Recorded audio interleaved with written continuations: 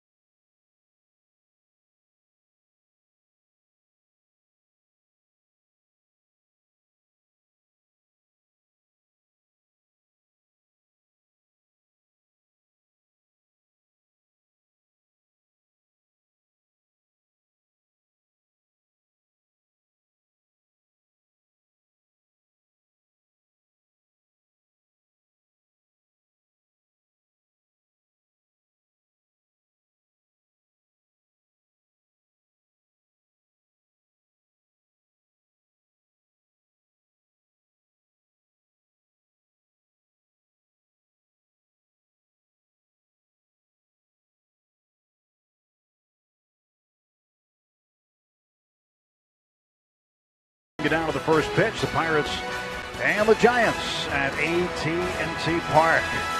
Well, the All-Star balloting continues as Andrew McCutchen climbed up a couple of spots, but look at who he's behind. 3 Giants, the entire Giants outfield, in spite of the fact Hunter Pence has only been out there for 2 weeks.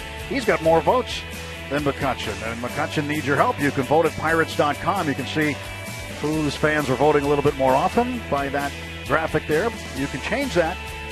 Go to Pirates.com and vote for Andrew McCutchen for the Midsummer Classic that'll take place in Cincinnati. Let's head back to Pittsburgh right now. Rob King with the State Farm Game Break.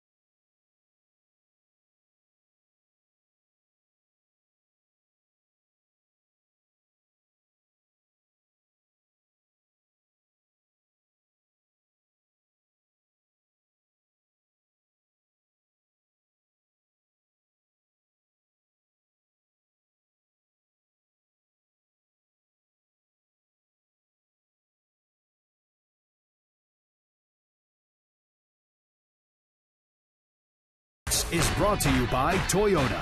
Toyota helps you get the most out of your drive. Just ask a friend who drives one. Toyota, let's go places. By Barrel Automotive, we're driven to be better. And by PNC Bank, for the achiever in you.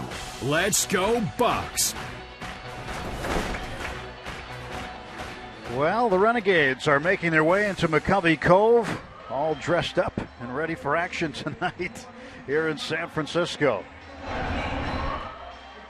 And the Giants taking the field, led by pitcher Chris Heston. Heston making his 11th start of the season. Coming off a pretty good start against the Atlanta Braves. Pirates lineup is brought to you by Toyota. Josh Harrison leads off, and Gregory Polanco, Andrew McCutchen third. Neil Walker, last 8 games, 3 doubles, a home run, 5 runs batted in. He hits the National League West well. Starling Marte and Pedro Alvarez. Cervelli catching tonight. Mercer back at short, and Burnett on the hill. Josh Harrison in that leadoff spot, back out there at third base tonight. He'll get things going here for the Buccos. For Chris Heston, 5-3, 382 the earned run average. And man, feast or famine against Chris Heston. 6 starts, he's allowed 1 earned run or less. The other 4 starts, he's allowed either 5 or 6 earned runs. So he doesn't have great stuff in terms of velocity. Does have a pretty good curveball, but doesn't throw it a whole lot. It tells you it's a command guy. If he doesn't have good command, you can get to him and score a bunch of runs. But when he's on, doesn't give up a lot. Well, we're just about set to get this one underway. McCutchen enjoying himself early on. Angel Pagan out there in center field. Giants defense presented by Honda. Aoki and Pence flanking Pagan. Then Duffy, Crawford, Panic in belt. Left to right around the infield. Posey completes the battery with Heston. What a catch Pagan made last night to rob Andrew McCutchen. Stroke. That's a lot of work. Looks like fun. I don't know where they launched from, but they came through the bay into McCovey Cove, and looks like they're heading for shore. Perhaps Alcatraz. Is that the other direction or this direction? I don't know. Escape. All right, just set to go as Harrison readies himself in the box. First pitch of the game. And for a strike.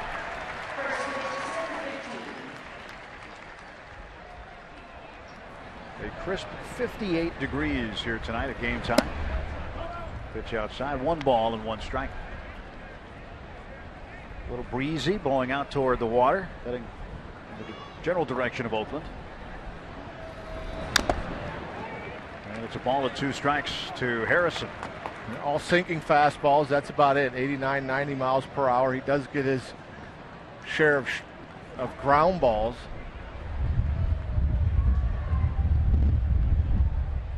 Heston out of Palm Bay, Florida, delivers to Jay Hay, who puts one up in the air toward right center field. Pagan running under it for the out.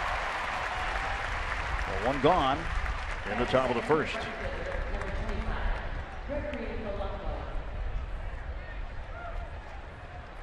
Heston's first ever appearance against the Pirates. And at one point, a couple of years ago, he wasn't really considered a prospect by the Giants. And in July of 2013, they designated him for assignment. They're all dressed up on this one. That's the musical Marine theme tonight.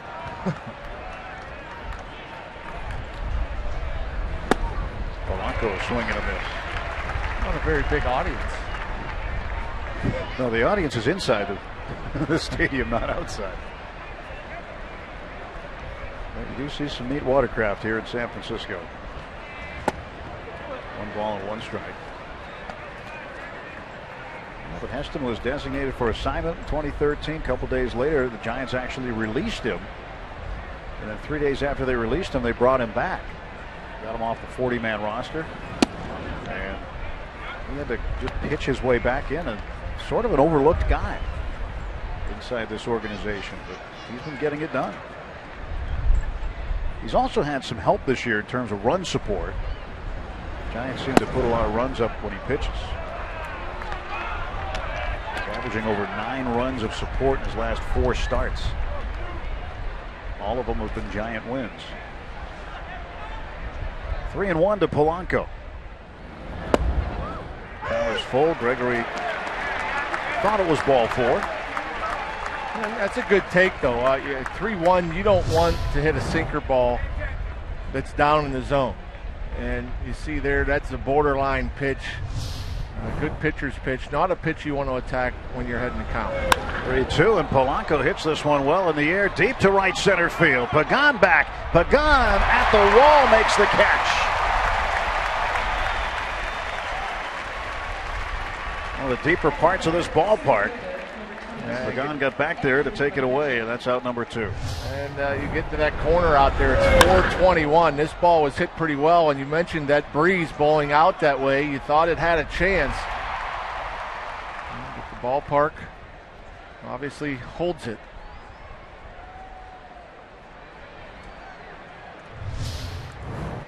And now McCutchen takes a strike.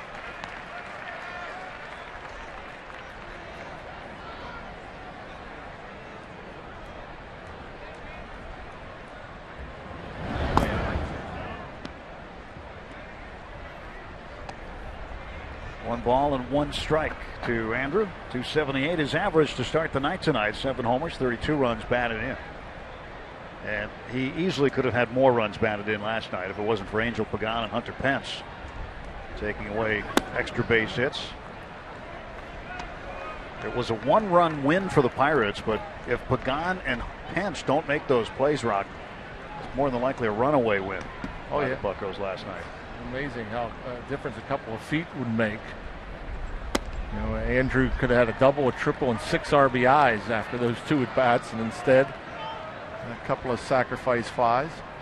Well, they're hoisting the colors in McCovey Cove. A welcome sight. 3-1. McCutchen bangs it to left field. It's a 2-out single for Kutch. Continues to find his way on base. He's hit 4 straight now. Well, I think the key is against this guy, get him up. So far, the 3 batters, Harrison, Polanco, McCutchen, all got fastballs up in the zone and have all hit him pretty hard. None harder than that one. Off that quick bat of Andrew McCutchen. Peston out of the stretch for the first time tonight. Throw a slider and a curveball. A little bit of separation miles per hour on those 2 pitches. 2-seamer, 4-seamer.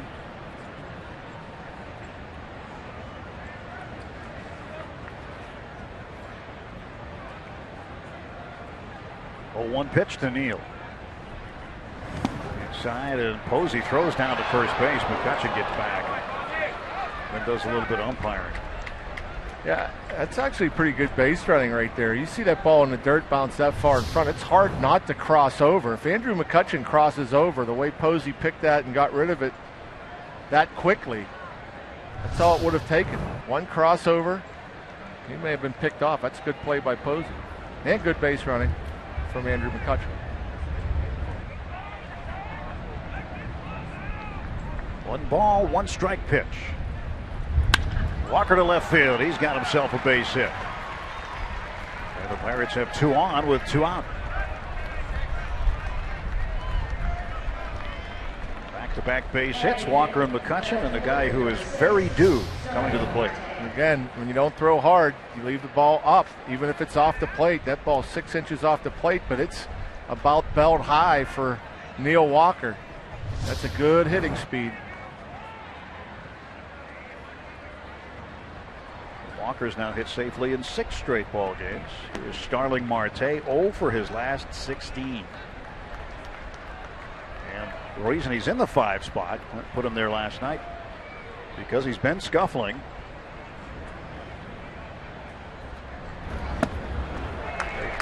Breaking ball and swing and a miss by Marte. Curveball. Starling Marte, I'm guessing, was expecting a fastball. Didn't pick up the rotation. Got one hit in his last 19 at-bats after his home run in San Diego. And typically when you're struggling, you're not picking the ball up early, your timing's off, and what we saw here from Marte, these first two pitches, it happens. You can't hold up on breaking balls, you can't pull the trigger on the fastball. Caught in between. 0-2 pitch to Starling.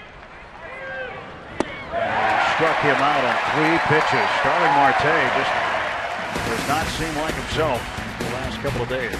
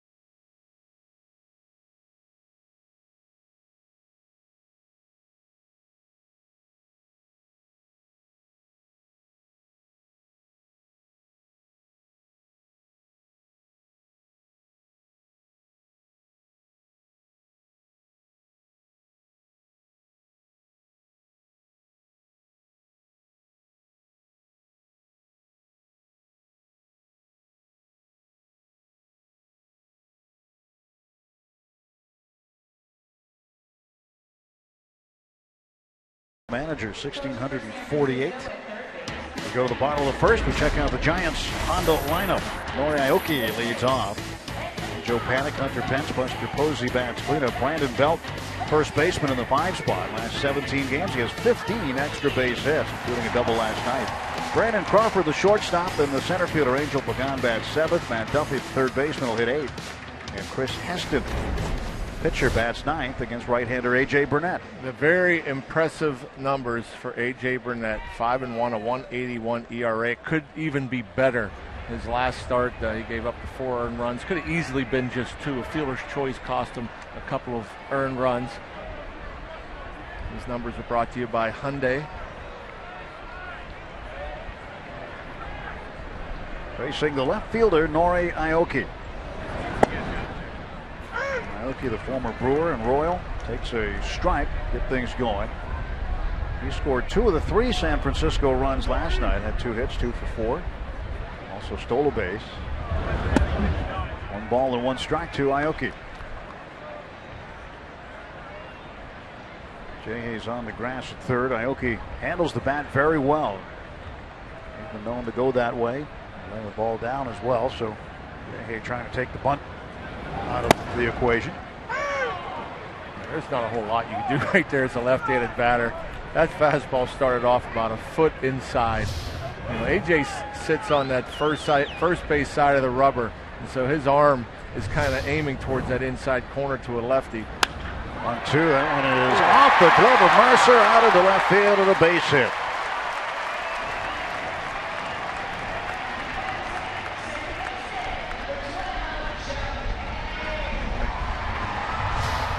Curveball from A.J. Burnett just left up a little bit, and the line drive just high enough to elude the glove of Jordy Mercer. Well, it didn't elude the glove, but off the end of the glove.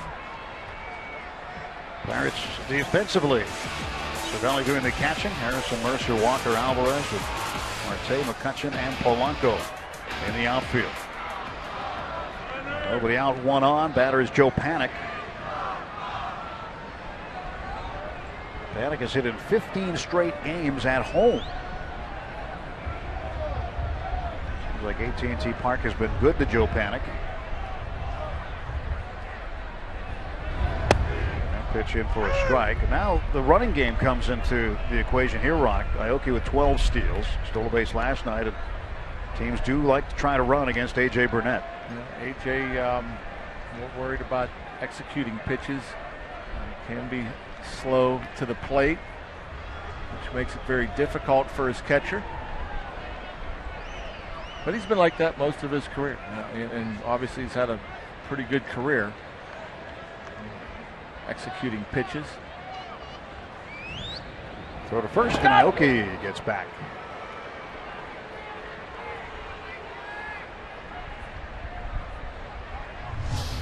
Quick move, a little lean the other way from Aoki. Still able to get back just ahead of the tag.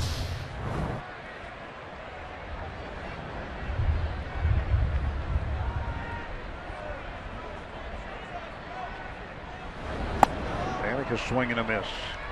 Strike two to him. AJ with 2,429 strikeouts, good for 39th all time. He needs 12 more to tie Jamie Moyer for 38th all time. Moyer finished his career 2,441. Go to first.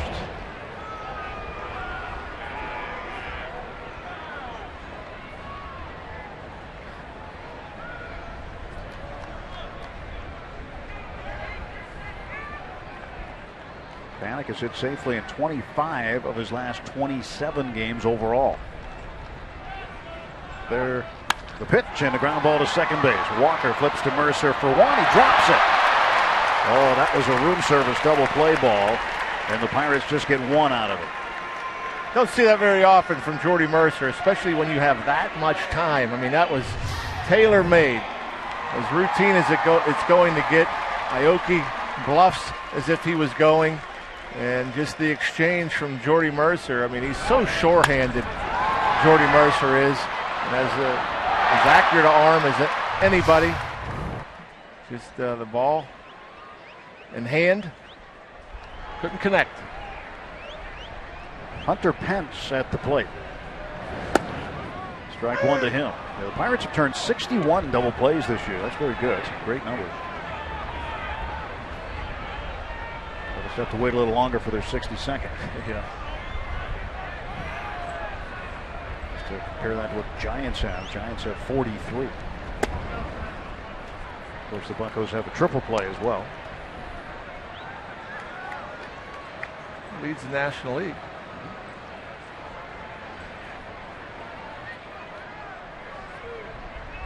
By a ways, actually. 1-1 to Pence. To the right side and through. Second hit of the inning off Burnett. First and second and one out as Panik goes down to second base. And Buster Posey coming up. Rivers Casino tips to win tonight. Well, AJ's allowed 2 singles here in the first base. That's pretty much all he's allowed hit-wise. Just 7 extra base hits, a couple of singles here. It's just hard to bunch hits against AJ. So if he holds them to singles, he'll have another good start. On the other side, attack the fastball. Pirates did a good job against that in the top half of this inning against Chris Heston. Got some balls up. And get that fastball up, hit the ball hard. They had 3 hard hit balls. Posey takes a strike. Posey hit into a double play in the 3rd inning of the game last night, game 1. So he is susceptible to that. First and second, one out for the Giants.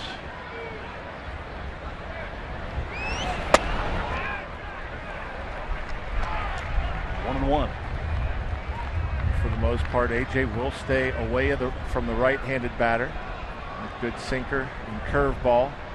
And pretty much stays in to the lefty. He likes to pitch to that glove side. Cervelli keeps it in front. Runners are taken off, and Francisco won't have a throw. A wild pitch for Burnett. And now the Giants have 2 men in scoring position. Another curveball from AJ. Cervelli does a good job of keeping it from going to the backstop, but couldn't pick it up right away. And that hesitation as he was trying to find it allowed Aoki to get into third easily without a throw.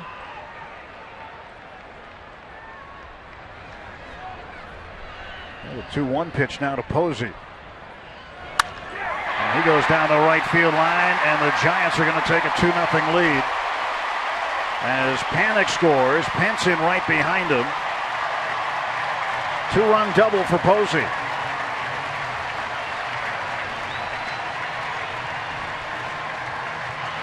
Well, so far that miscue in the middle, not turning that double play, has cost AJ 1 run. And fastball up out over the plate. Buster Posey staying short. And the approach so far by these Giants in this first inning against AJ, take them the other way. Don't try to pull them. You pull them, you're going to hit more ground balls. You go the other way, more line drives.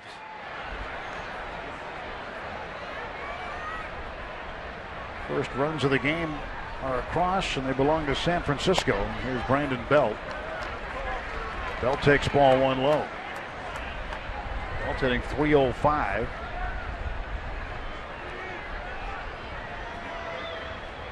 A.J. Burnett with 2 runs given up. He went 9 starts to start the season.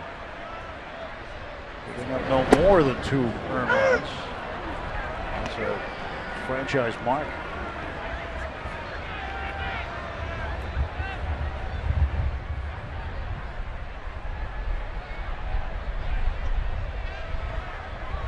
Buster Posey off of second base. Still 1 out. And the 1-1 pitch. Fouled off. 1 ball and 2 strikes. And you'll see a lot of the times when AJ's trying to get in there with that 2-seam fastball. That one missed more middle of the plate, but Cervelli will set up off the plate inside. Give AJ that target maybe 6-8 inches off the plate for that 2-seamer that comes back, catches that inside corner.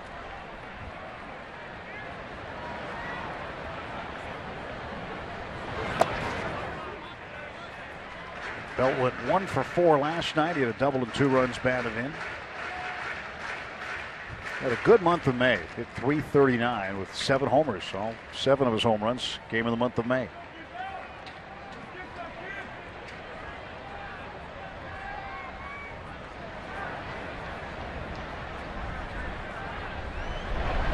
Got it. Struck him out. Strikeout number 1 for Burnett. And there are 2 down for the Giants in the first.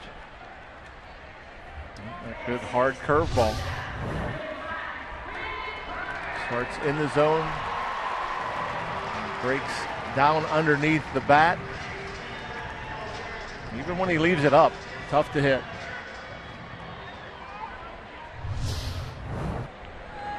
Man, look at Belt. He had a good month of May. AJ had a really good month of May.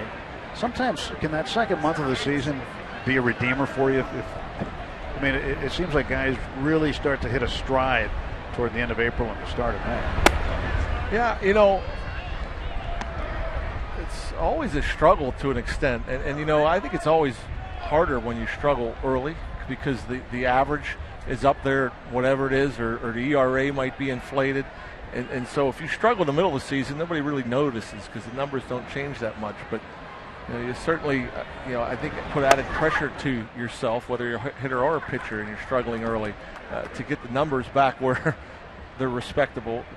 In AJ's case, you know, you look at what he did in April. I mean, he had to be a little bit frustrated to come out of April with an 0-1 record, despite pitching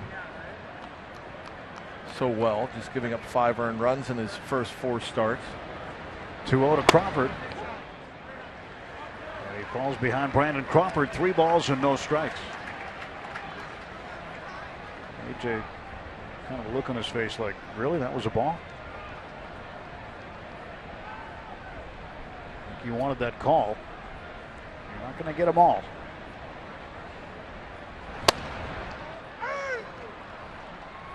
Got that one. So you wanted one, didn't get it, then got another one. And that's almost unhittable for a left-handed batter. I don't know how you hit that pitch. It's off the plate inside. When it, with the movement, I mean, that thing comes out of his hand, it looks like it's a foot inside. If he gets that pitch, it's going to be a long day for these lefties. And he's walked Crawford. First and second and 2 down.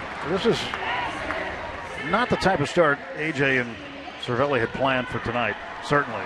This is a much extended first inning. 24 pitches already for AJ Burnett here in the bottom of the first. And, you know, the times we talk about AJ and the walks, and obviously led the National League with walks, and at times he's been wild. I think a lot of times AJ walks guys just because he doesn't want to give in to them. You know, right there it was pretty obvious. He didn't want to give Crawford really anything to hit with first base open. And so just tried to get calls, borderline calls on an inside corner. Not because of wildness did he walk Crawford. I think he just was being careful. Angel Pagan, the batter. Fouls it back for a strike. 2 on, 2 out for Pagan. Just went under the 300 mark last night. Hitting 299 today. He went 0 for 4, struck out twice.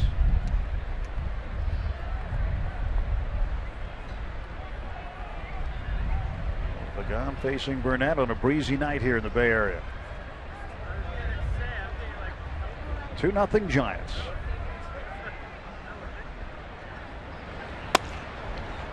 That's 0-2 to Pagan.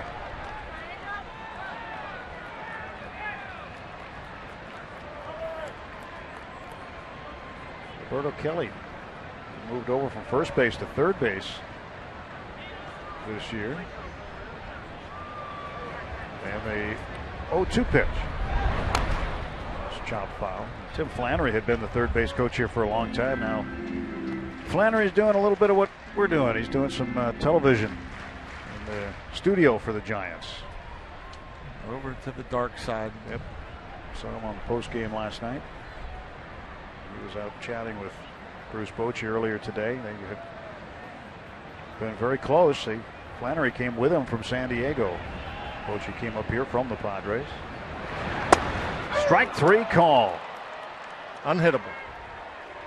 Well, Burnett strikes him out, but the Giants strike first. They get 2 runs on 3 hits and leave a pair.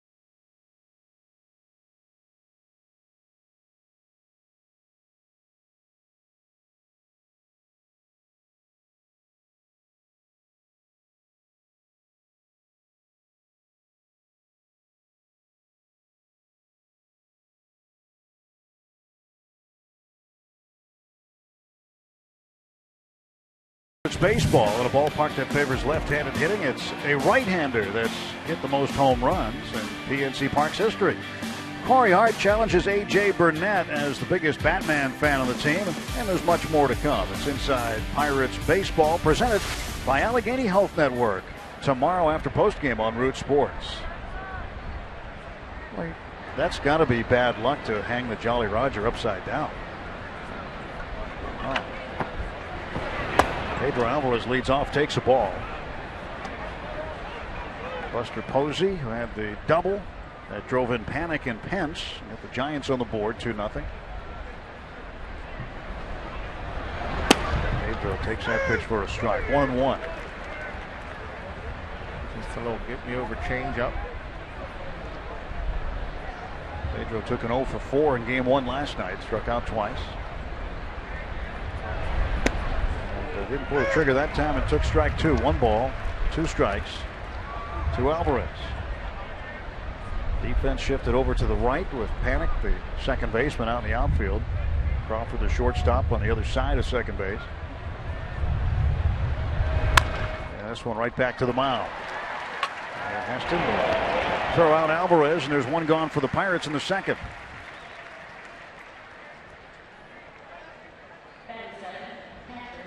Floyd Park University tweet: does Heston have that much movement in his pitches, or is it his release? No, I think because of his release, he has that much movement in his pitches. We talk about AJ's late movement, the 2-seam fastball, as his pitching coach Dave Righetti looks on. But yeah, his 2-seamer got some good downward action into the righties, away from the lefties. He's trying to keep it down there to get ground balls. And you mentioned the last inning, you want to try to get him to get it up. And you see a little AJ like, starts it off the plate, gets that outside edge. 0-2 to Cervelli. Francisco had a great month of May. Led all National League players with a .377 batting average. Right now, .326. That's not too shabby either. But behind in the count, 0-2. 1 ball and 2 strikes.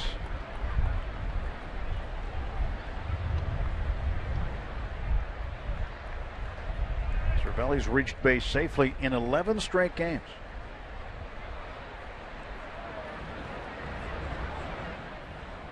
One and 2 to Francisco. Outside. 2 balls and 2 strikes. Heston got the start on opening day this year in San Francisco, the day they had their World Series ring ceremony. Inside corner called, strike 3. And typically you don't see the catchers show too much emotion at the plate. They want to get those same pitches, and AJ has gotten some pitches off the plate. We'll see if Heston gets this one. That's off the plate inside. Even caught like it was well off the plate. Nowhere near where Posey set up. Usually when a catcher catches the ball outside his body, you're not going to get many calls. Now Bill Miller with a big strike zone tonight. We've been seeing it both ways. Jordy Mercer takes a strike. If a catcher sets up off the plate and it hits him right square in the middle of his body, you might buy calls that way, but you don't usually get many calls outside the box. But as a hitter, John, you notice that the strike zone might be big during the course of the game, the early part of the game. How does that affect you? How does that change your approach? You've got to start adjusting, especially with 2 strikes. Up until 2 strikes, you can still take the same approach against this guy so far early in the game, or early in the count. I want to see him up belt high at least. I don't want to see anything start down around my thighs or knees. It's going to break down, and I'm probably going to pound it into the ground. I want to see everything as high as I can against him up until 2 strikes. 2-1 hit to the left side, and Crawford won't have a play. Only a base hit for Mercer. It'll go as a hit, but if you have an umpire that we saw it last night with Adrian Johnson, he had a big zone, and so can't really do a whole lot about it up until 2 strikes. I mean, if it's going both ways, you hope that the pitcher's not hitting those spots just off the plate or just down out of the zone. But with 2 strikes, you have more to protect. You just try to waste those pitches that are borderline. Burnett 3 for 19 on the season. 2 outs and a runner aboard, and AJ takes strike 1.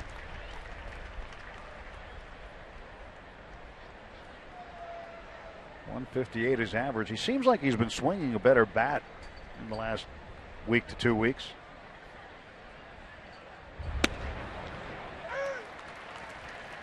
Nothing in 2. Madison Bumgarner, to talk about good hitting pitchers. How about this guy? Yeah. 0-2. That's outside. 1 ball and 2 strikes. They don't come to watch him hit, although he can hit. He can hit. He's got a home run this year. Bumgarner. Known for his pitching, not necessarily his hitting, but he contributes offensively. 1-2. Count is even. When you see the ball kick away from Buster Posey, Jordy Mercer stays put. You're not going to risk getting thrown out with the pitcher up and 2 outs. You want to make sure you turn the lineup over. Unless you think you can make it standing up at second base, you just stay put.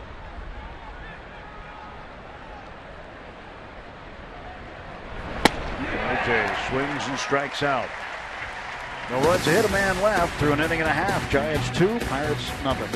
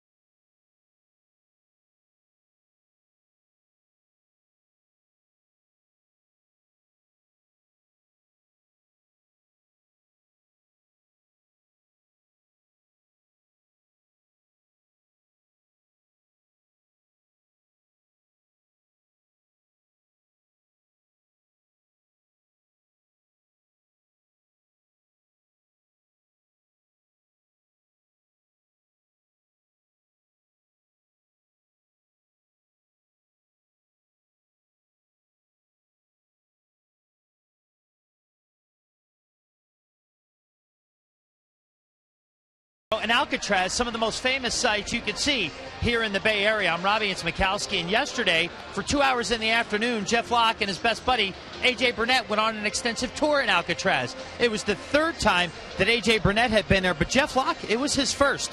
And as they went through, A.J. kept quizzing Locke on what he might be seeing at each turn. Now, you see, Locke's experience of, quote, seeing Alcatraz before this was from when they played the video game Call of Duty Zombies together. And there was a Mob of the Dead experience that has been remade after the famous jail.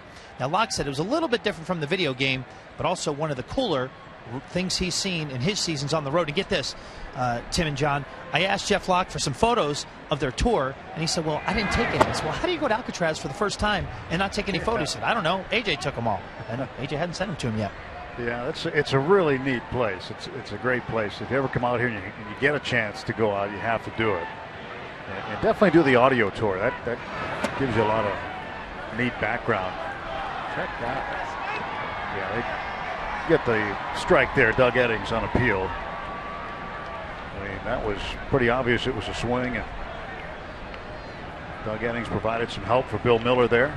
0-2 to Matt Duffy, the third baseman. And this one in the air to right center. And Polanco's not going to get to it.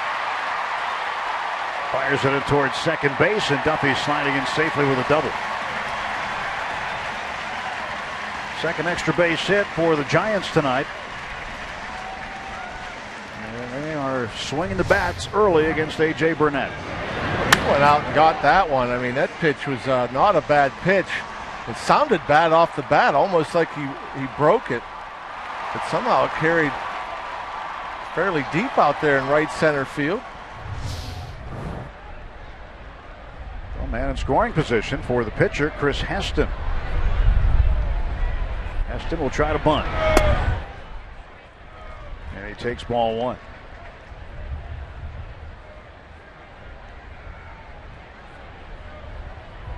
3 for 19 on the season. Same numbers as his counterpart, Burnett. 1 ball, 1 strike.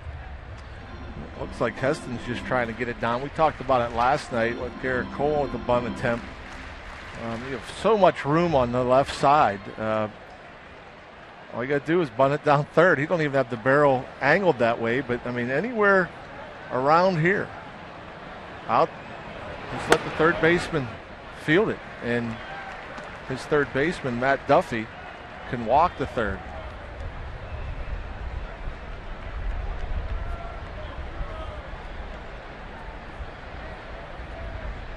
Two ball, 1 strike pitch. Aston fouls it off. Count is even 2-2. Yeah, he keeps pulling the bat back. You don't have to pull the bat back. You can just get that bat angled towards third. AJ now with a chance of a strikeout. That would be big to leave Duffy there at second base, but so many pitchers up there try to be so fine. This is the easiest one to get down. And he strikes out. So AJ gets the strikeout on the foul on strike 3. Bunt attempt. Catch the excitement of Pirates baseball at PNC Park this summer with the Pirates Summer 6-Pack presented by Papa John's. For as low as $99, lock in your seats and price when you build your own 6-game plan. Plus, each Summer 6-Pack comes with a complimentary large 2-topping pizza from Papa John's. Find out more at pirates.com/summer.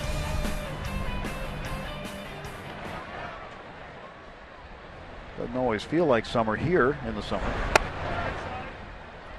Famous line from Mark Twain: the coldest winter he ever spent was a summer in San Francisco. Definitely jacket weather here. Game time temperature 58 degrees and falling. Unless it's a day game and you're sitting in the sun, always jacket weather here. 1-0 pitch to Aoki. Pulls it to the right side, foul. A day game in the shade, you'll need a jacket. Or a sweatshirt, hoodie.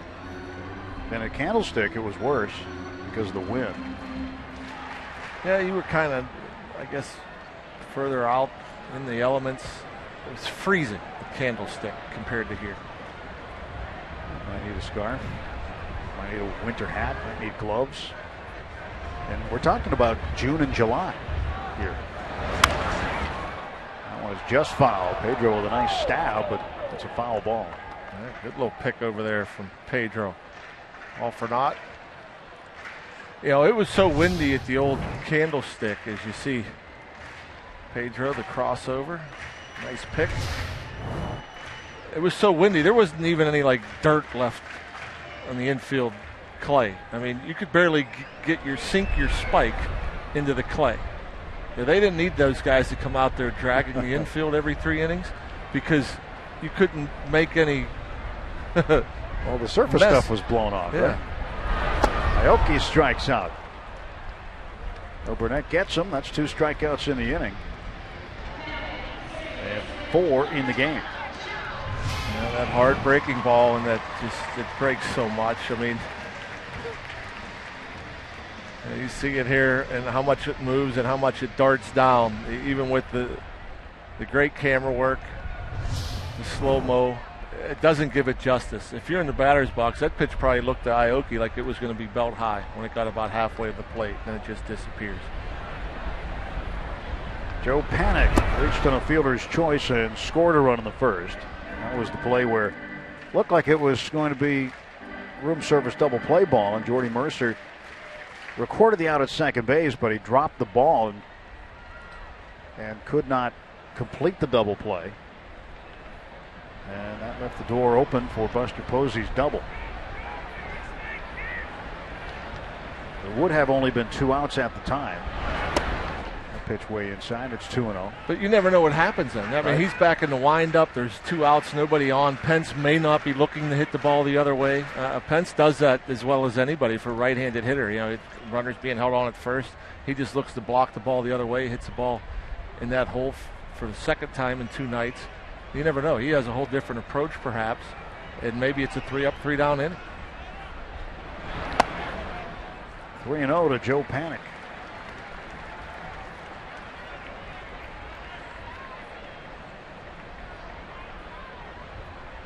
Hunter Pence, he's almost as entertaining to watch in the on-deck circle as the guy who's at the plate. No, the best practice swing ever. His ball 4, second walk issued by Burnett. Missed the 2-out variety. So now runners at first and second for Hunter Pence.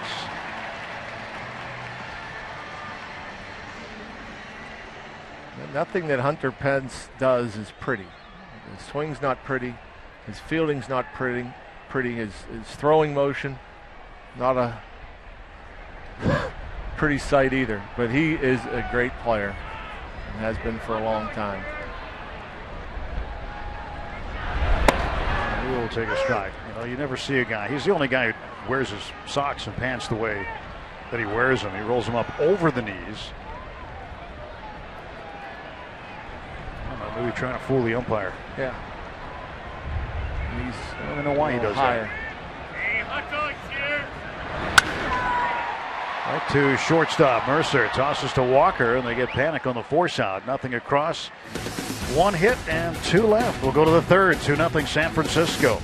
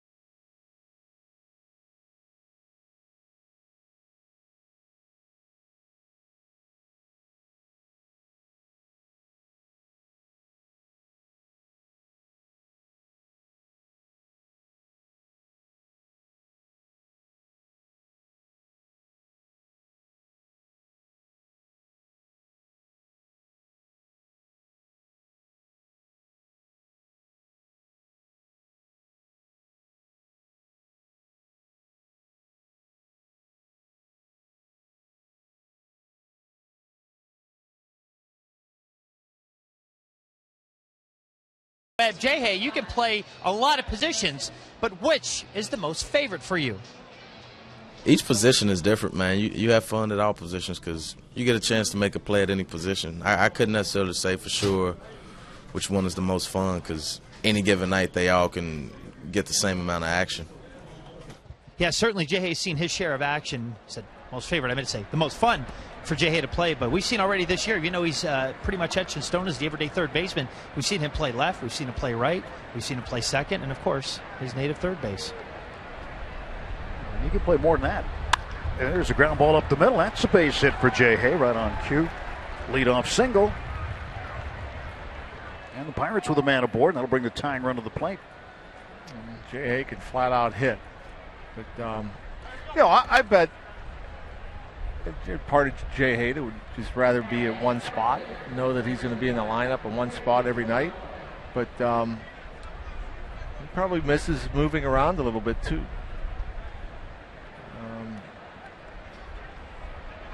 When it goes to the outfield, it's pretty much like the difference between doing radio and TV. You know, I never really looked at it go that to the way. outfield, there's, you know, a little less stress, a little fewer duties. You know, so the outfield would be the radio part. You still have to be ready every pitch in the outfield, but you don't have to get as great a jumps. You don't have to as many responsibilities. No pregame interviews to do. No shirts and ties. Polanco trying to lay one down, fouled it off. But You know, it is like the outfield's a lot less stress than the infield. You know, you can misjudge a ball, or you can get a bad jump and still make up for it and make a play. In the infield, it's a little bit different. You can't, you know, if you're a tick off, if you're not ready every pitch, and if you get a little bit of a late jump or a misstep, you can get eaten up with a ground ball. You might be in a bad position to make a play, get caught on your heels. Anything can happen. Where in the outfield, you can recover from a bad jump or a misstep, or if you don't see the ball real well off the bat.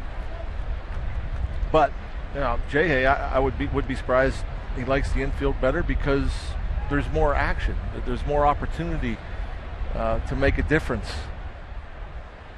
Diving plays, double plays, triple plays. And it's quicker. Much quicker. It's fast. It's much faster in the infield than it is in the outfield. 2-1 to Polanco. He's 0 for 1. He got into one in the first inning. Hit it to deep right center field. Deepest part of the ballpark, but Angel Pagan caught up to it up against the wall.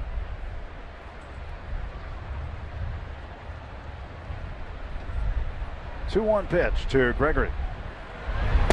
Outside, 3-1. Decent changeup. Good take from Polanco. That pitch started out in the zone, had late tail to it.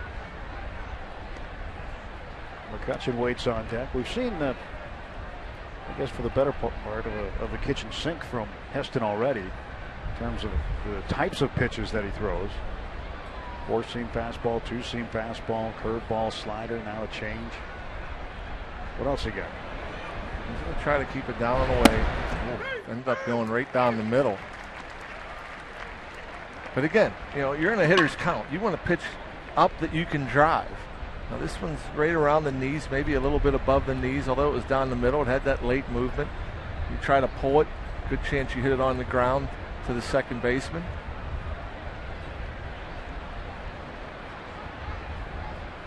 Three and two. Nobody out. Harrison the runner at first. There goes Jay Hay, and that pitch is low, ball 4, and the Pirates have the tying run aboard. First and second, and nobody out. And Andrew McCutchen coming up. Sunday, June 14th, the Pirates host the Phillies at 1:35 on Kids Day at PNC Park. All kids 14 and under receive an Andrew McCutchen compression sleeve. Compliments of Mrs. T's Pierogies. Fun starts on Federal Street with the #1 Cochran Family Fun Zone. Before the game, after the game, kids run the bases, courtesy of the original Pizza Logs. Pirates.com for tickets. Plenty of kids here tonight in San Francisco. Brought their winter hats with them also.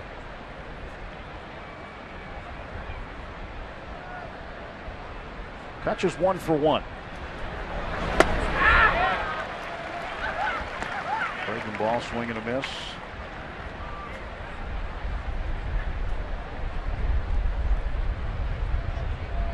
Catch up to 282 now.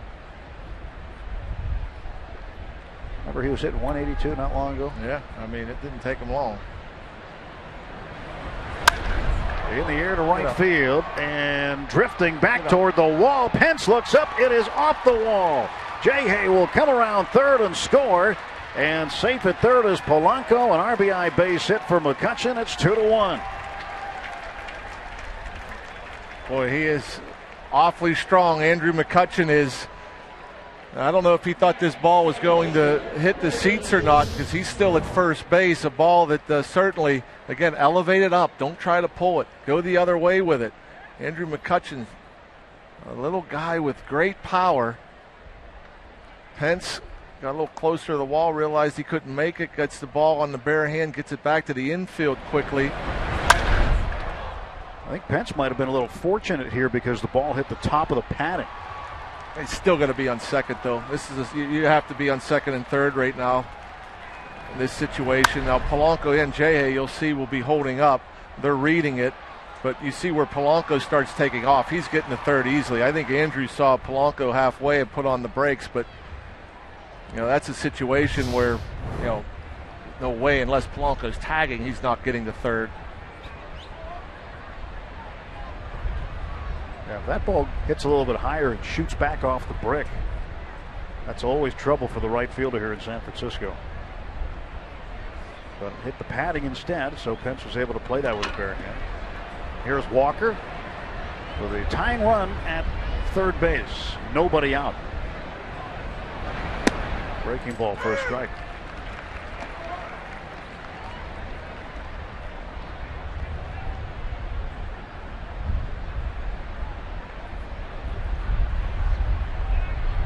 Polanco at third, McCutchen at first. Bucks with a run in, top of the third. And it's 0-2. That's a borderline pitch, and Neal's going to have to battle. That's one of those, again, starts off the plate, lefty sees it in, got the late tail.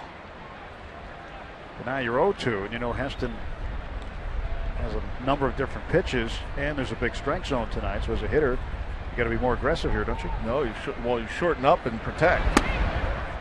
Well, that's pretty much the same pitch. Doesn't get the call this time, but you got to protect.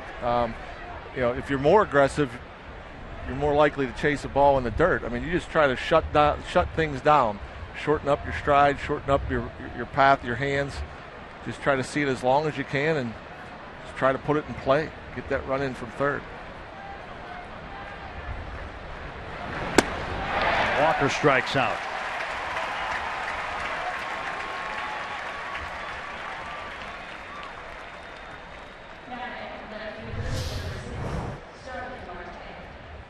That one, the worst of the four. Neal unable to hold up.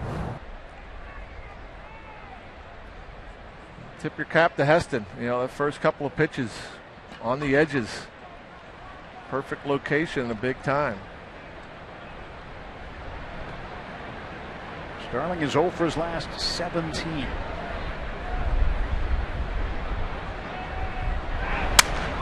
To right field, and that's going to be foul. Ball dude made a play over there.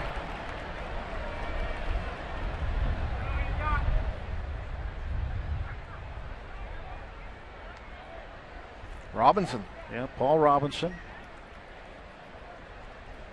66 years of age. Went to Ball Dude Camp, and he's out there in his uniform tonight.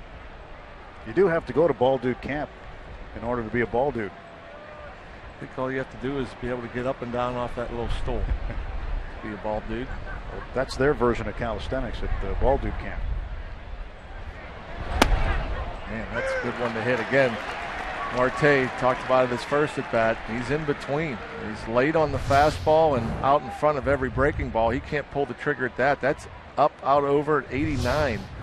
That's a good hitting pitch if things are on time. Well, now Heston with the advantage 0-2.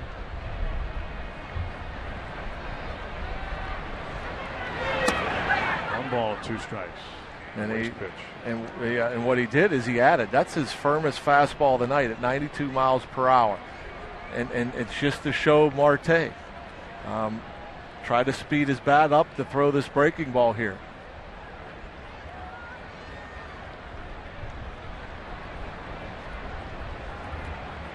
Well, Posey wants him to go with another fastball.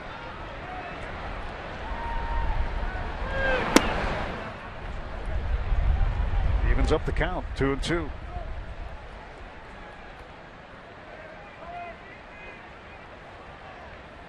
Shea began this inning with a single up the middle. He has scored on the base hit by McCutchen off the right field wall. First and third, 1 out. 2 ball, 2 strike pitch. Now the count 3-2. Get McCutchen on the move here with 1 out. Good block there by Posey. Heston showing confidence in his catcher, not afraid to bury it. With that runner on third. Alvarez on deck.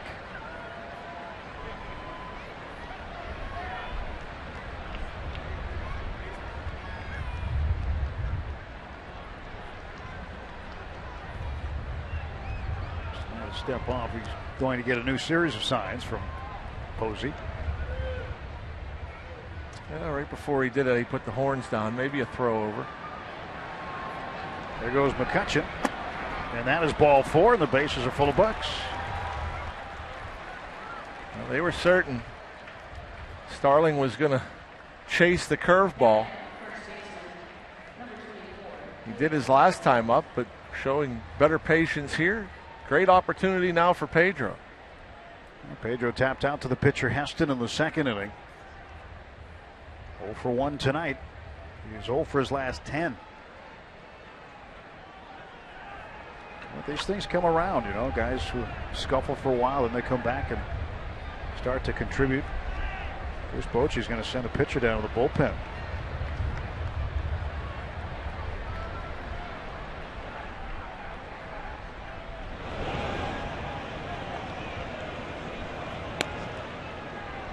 Maro Petit, he was warming up early in the game last night too and never got in.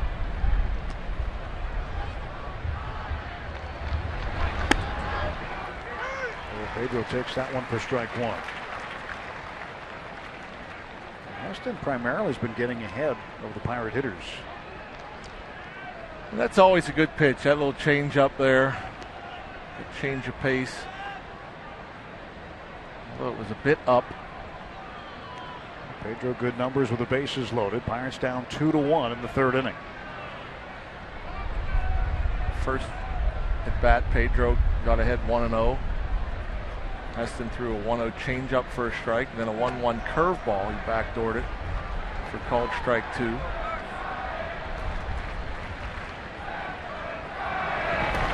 Now it goes to the backstop, and Polanco will score the tying run. It's 2-2. It's big. Thinking it's a fastball. But boy, did he miss. It wasn't a curveball. Unless it was a changeup, that's just a fastball that missed by a mile. You don't see that very often. Wild pitch, for sure. That's pretty much the textbook definition of a wild pitch. And now McCutchen at third base with Marte at second. Still one out. And Pedro goes the other way down the left field line. McCutchen will score. Marte right behind him. And Alvarez will walk into second base with a two-run double. It's 4-2 Pirates. That's a big hit right there. You start wondering. Marte behind in the count. You had first and third, nobody out. Neil Walker strikes out. Marte ends up battling, gets on base. A hanging curveball up, out over the plate. And you wonder if Pedro was looking for it. It's what he saw his last at bat. On a 1-1 count, the curveball out and up. And that's a pretty piece of hitting right there. Ninth double this season, and Pedro with RBIs 26 and 27. Cervelli shoots this one foul. Strike one to Francisco. Yeah, good to see Pedro going the other way. You know, he'd gone through stretches in seasons past where he tried to pull a lot. Hitting the ball where it's pitched to produce two runs. Especially the off-speed pitch. 0-1. That's a front swing and miss. And that's no balls and two strikes to Cervelli. Because, you know, if you're up there, and Pedro, I think for most of his career, it almost looks like his approach is to get up there and look for a fastball to pull. And so often that ball down and away from him, or even up and away at times, as a pitch he was out in front of and hitting the ground balls to the right side. More so this year than any other have we seen Pedro cover that pitch and hit it the other way. Two's outside. And Alvarez now with 10 RBIs in his last 10 games plus tonight. You know, even though that curveball is up, you try to pull it, chances are you're going to roll over and hit a ground ball to the right side. Typically, most teams have three infielders over there. You're not going to hit many ground balls to the right side with that shifted defense. Heston ready to deliver the 27th pitch of this inning.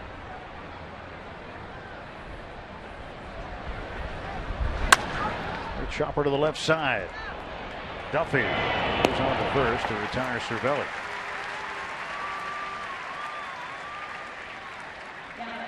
Well, two down. Now Jordy Mercer will come up.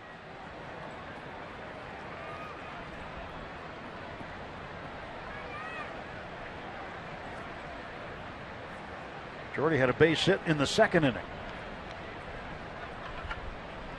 They're going to walk Jordy and get to A.J. Burnett.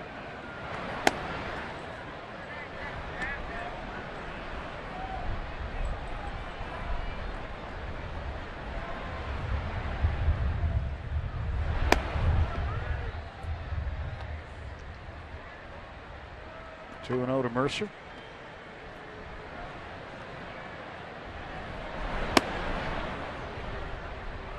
The Pirates with a 4 spot here in the third inning. Chris Bochy doing a little bit of pacing.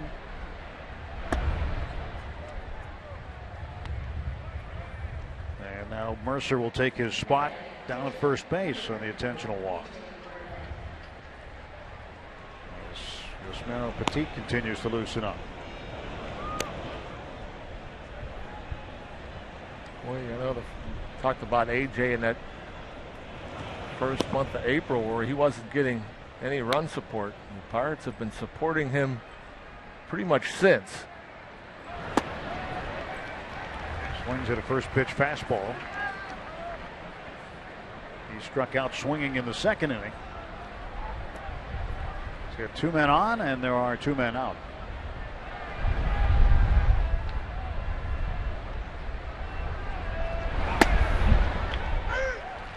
Oh, 0-2.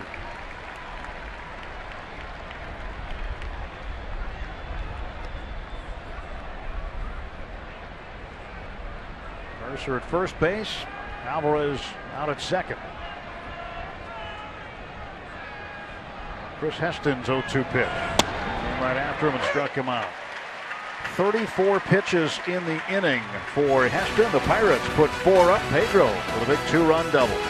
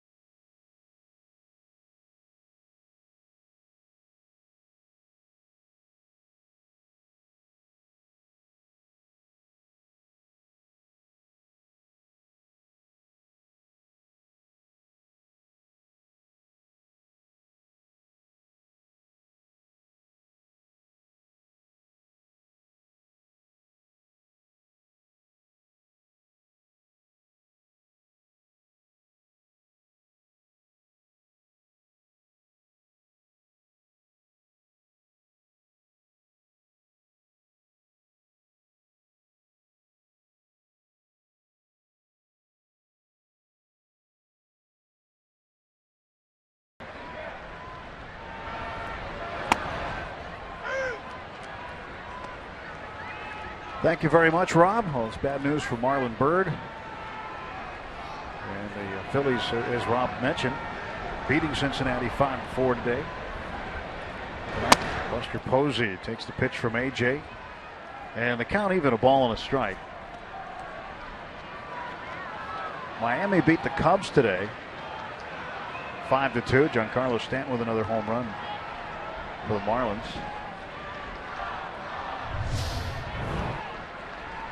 AJ and Francisco want to know where this pitch was. It was called a ball. Wow. That's a home run pitch. That's up, out, over. And this one tap foul. So it is strike 2, 1-2. Rarely will see a catcher turn around to confront an umpire. They do plenty of talking, and sometimes it's friendly, sometimes it's just a discussion, and where you got that one, is that down, you got it out. When they turn around, they're not happy. AJ's 1-2. And a slow tapper toward third base. J-Hay waits for it. Easy throw to first to retire Posey, and there's one out for the Giants in the third.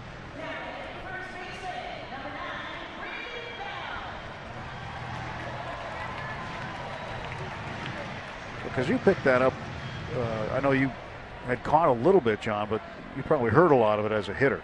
Oh yeah, Just standing in there listening to the other catcher. Some catchers are worse than others, and they can be annoying when they're going to sit up there and you're trying to hit, and they're going to complain about every borderline pitch. That's not typically the case.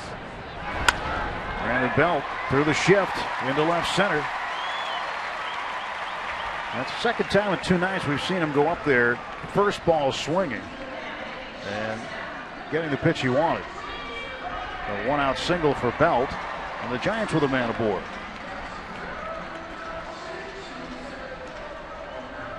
So look at the Point Park University tweet scrolling across the bottom of your screen about El Toro. 2-run double for him.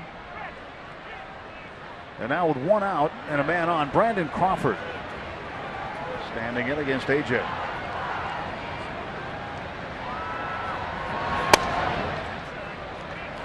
That's where AJ went the last time against Crawford. He got a couple of pitches called in there, but ended up walking Crawford as a result. Too many pitches inside. Far off the plate.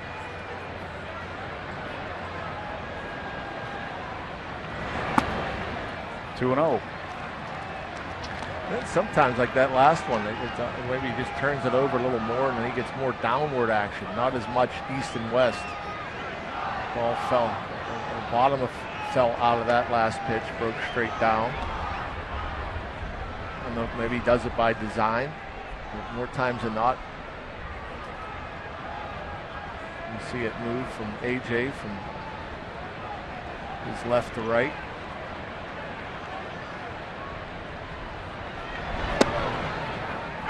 Strike called to Crawford. And that's a strike. But again, you rarely see that called. A pitch where a catcher catches it outside of his body.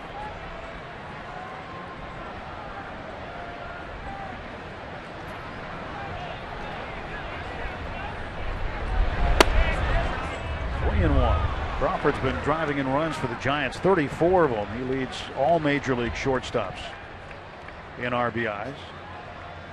7 home runs are third most among all shortstops.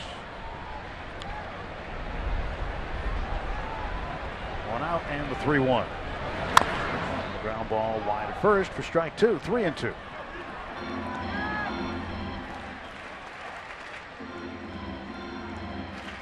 Nice play by Mr. Robinson. I wonder if that's Don Robinson's old Giants jersey right there. And the other ball dude on the other side of the field, third base side, that is Mike Holmes. He's a youngster. He's 50. I think he just made the cut. Runner takes off, and this ball is hit high and deep to left center field. Back after it, Marte. He looks up. It is gone. Andrew McCutchen is kind of pointing as if maybe that guy reached over the wall.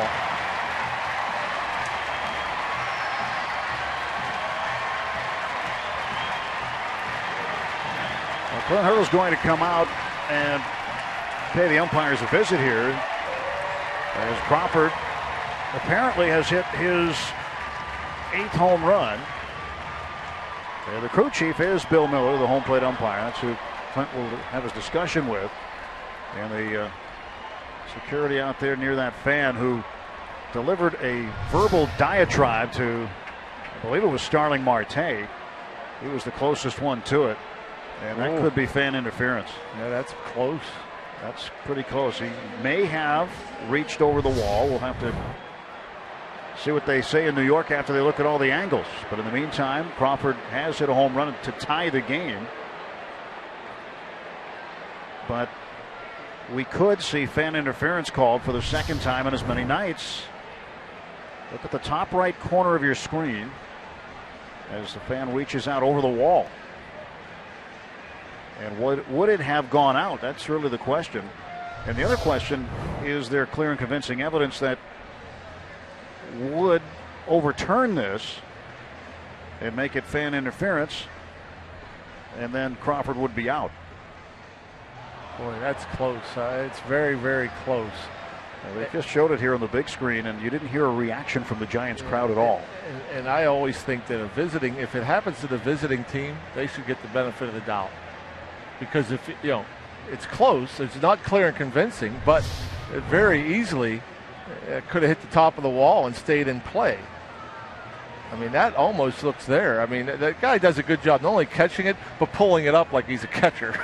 To where if you catch it and the glove goes down and hits the top of the wall, you might look like maybe it hits the top of the wall.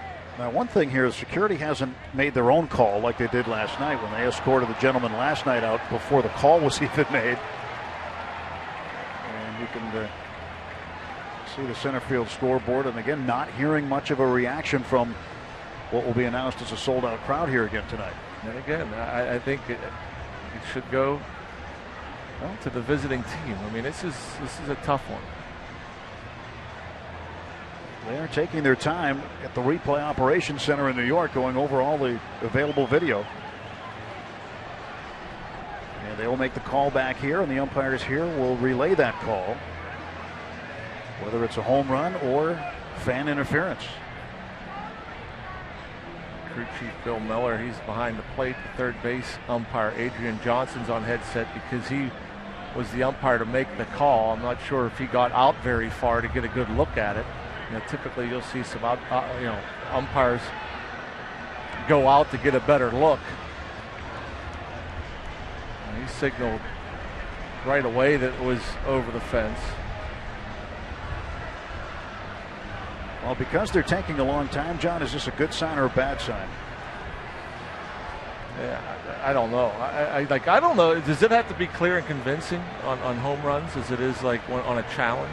I mean, to me, it's so hard to tell. And this is where I honestly think a home team should be penalized if one of their fans, although it wouldn't have worked yesterday. Now, when you're looking at a home run, it's the umpire's discretion. The manager may request it but cannot challenge.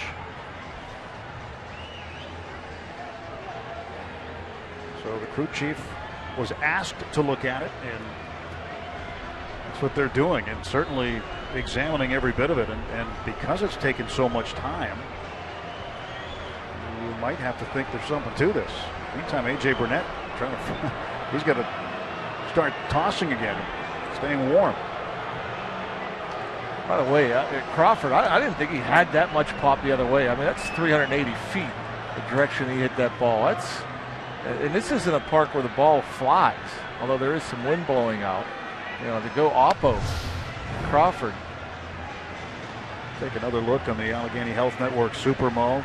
Ooh, that looks like that's hitting the top of the wall.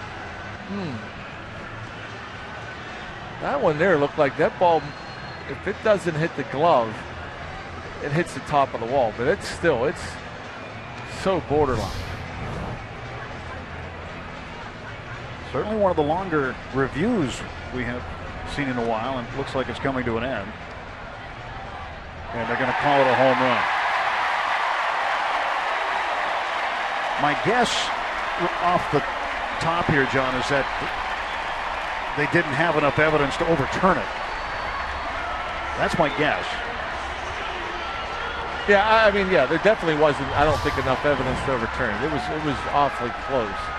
I mean, this is probably the best one where you see that glove down there. I mean, The trajectory would tell you that it probably hit the top of the wall. Doesn't mean it would have stayed in play. You got a whole new ball game. It's 4-4. The pitch to Angel Pagan misses for ball one.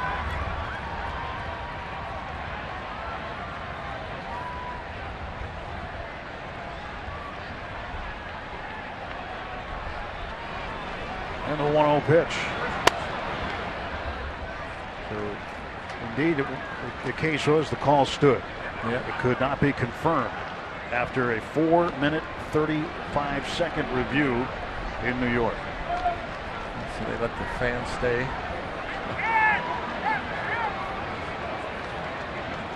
Here's the 2-0 pitch to Pagan. He gets it up in the air to left center, playable for Marte. Makes the catch for out number 2. And I know I said, you know, if you're in a home ballpark, maybe, you know, the visiting team's going to benefit of the doubt. And then I, you know, obviously think about last night's game when you have a Pirate fan interfering. And a Barry Bonds jersey, by the way. Yeah. Yeah, who do you side? Who's he for? Well, it's funny that security here took the guy last night and got rid of him before the call was even made. They didn't even know if it was fan interference or not, and they were already escorting him out. Duffy to right field, and behind it is Polanco. 2 runs on the home run by Brandon Crawford. And after 3, it's a 4-4 ball game in San Francisco.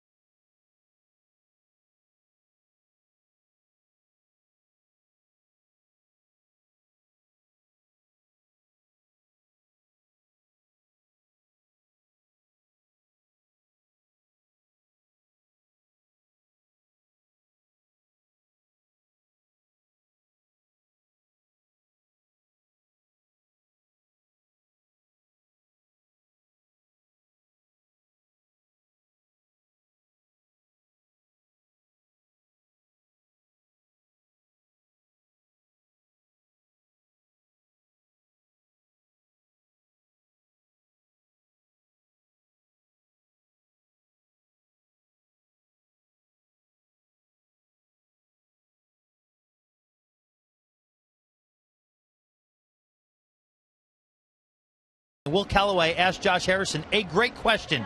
Josh, family gatherings, what's the one food item that must be there? Well, I'm going to say my mom's macaroni. You can switch it up and have different, you know, turkey, ham, chicken, whatever. My mom's macaroni and my dad makes these potatoes. It's like bacon, cheddar, sausage, potatoes. So my mom's macaroni and my dad potatoes. So with that, Tim and John, we'll send out a message to Bonita and Vince Sr. July 30th and 31st, August 1st and 2nd. Pirates in there for a 4-game series. Make reservations for 3 more if there are any family get-togethers in the afternoon, okay? Those potatoes sound good, huh? Indeed. Bacon, cheddar, sausage, and then potato. It's got all 4 food groups. Jay Hayes out, 5-3 to start the 4th inning. 4-4 ball game. A.J. Burnett coming off the field after the half inning, not very happy.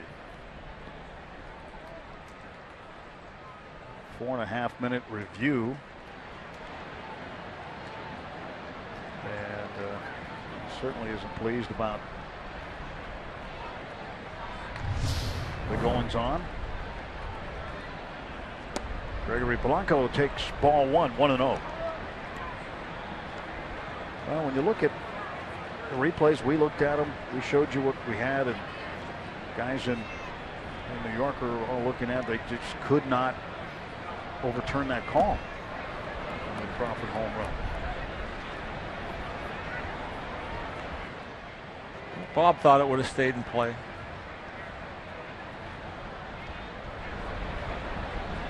Well, those guys are getting their 15 minutes. 2-0 pitch. In for a strike, 2-1.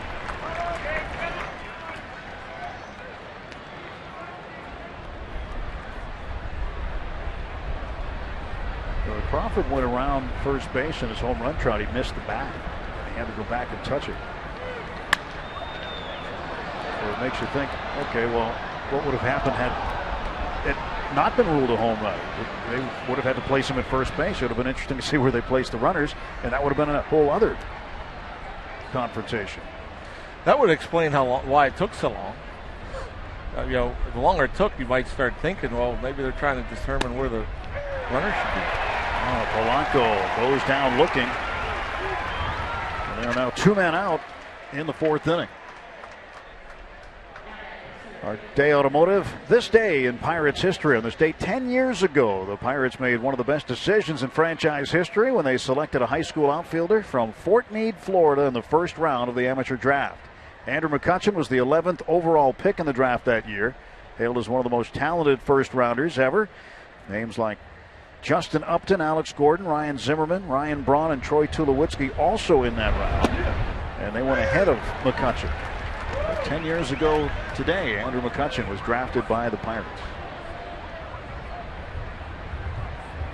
Yeah, a lot of folks around that draft, thought another great draft pick out of that was Jay Bruce. A lot of people expected him to go higher.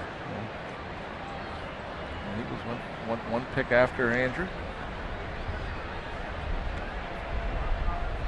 1-1 pitch, and McCutchen takes low. Jacoby Ellsbury, the Yankees, also went a couple of picks lower. Was in that first round.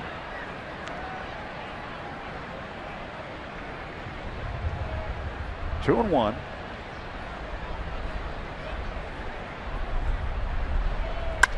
McCutchen to right center field. That one is in the gap and headed to the wall. Kutch around first. He is heading for second. He's going to try for third. McCutchen on his way, and he will be at third with a 2-out triple. Second triple of the year for McCutchen. And the Pirates have the go-ahead run 90 feet away. Such a pretty swing when Andrew's going the other way. Fastball middle, not trying to hook it, staying inside it. So short and quick. Foot down. Hands stay inside. Splits that gap. Well, if he played here every day, if this was his home park, he might have double-digit triples every year. That big, deep right center gap. And he was thinking 3 right out of the box.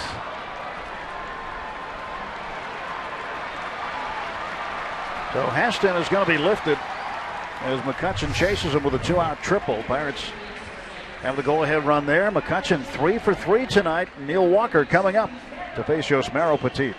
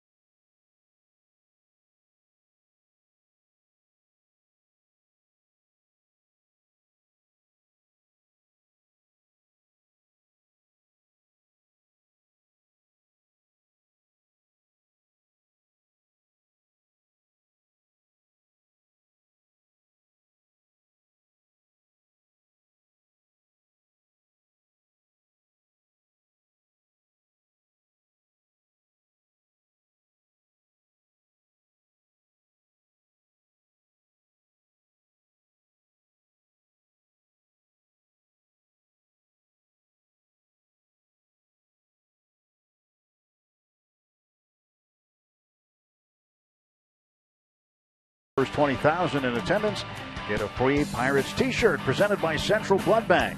Get to Federal Street early for a Friday night block party presented by Barrel Automotive with live music, food, and you can stop by the Lion Kugel bar too. For tickets, pirates.com/free shirt Friday. Look at that moon.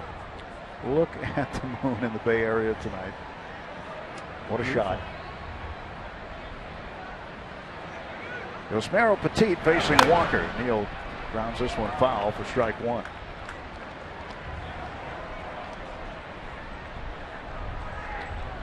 Petit, his 16th appearance, 1-1, 3.60 ERA, 19 strikeouts in 30 innings. Good bit of homers.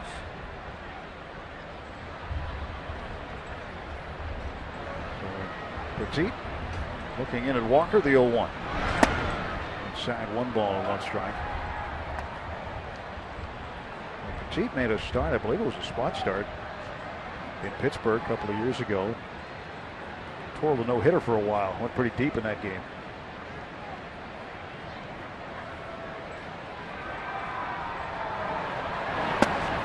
Inside and low. Andrew McCutchen, the go-ahead run. 2-out triple, chase the starter, Chris Heston, after 3 2/3 innings.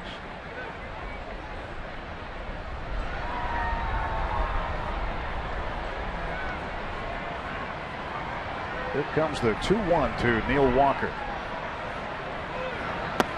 In the dirt, 3-1. Trying to get him to chase and roll over.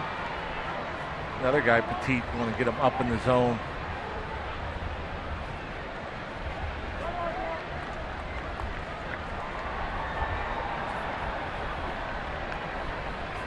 Starling Marte waits on deck. He's a little overdue. Pitch, oh boy, that was looked outside. Walker thought it was outside. And let's see if it was. Yeah, pretty much outside. Wow. Yeah. We've seen a couple of calls tonight where we can just say, wow. Both ways.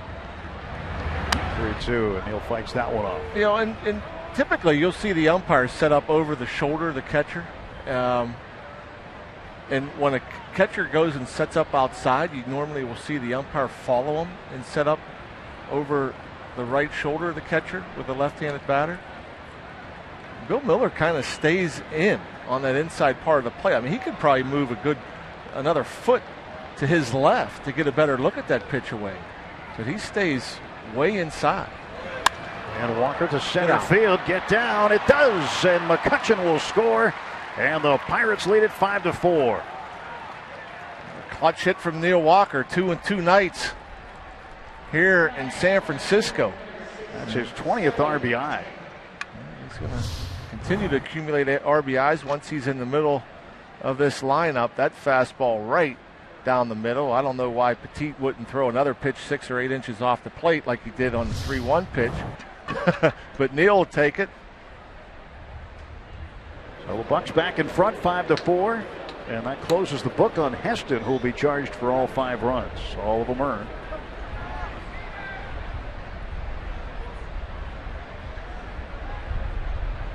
Pitch to Marte. Pops it up. Middle of the infield. And back on the outfield grass is the second baseman, Joe Panik. Pirates pick up a run. McCutchen a triple. Walker drives him in.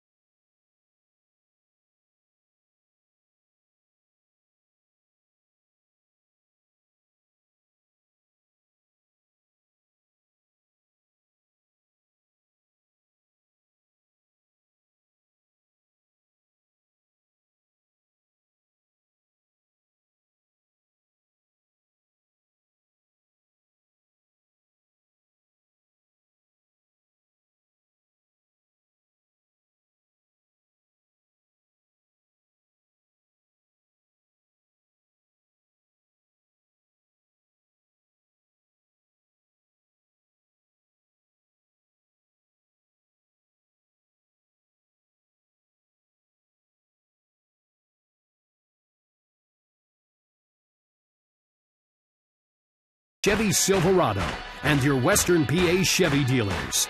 And by Day Automotive. We're going to make your day. Let's go Bucks! 5-4 Pirates. We go to the bottom of the fourth inning. You're looking at the UPMC scoreboard.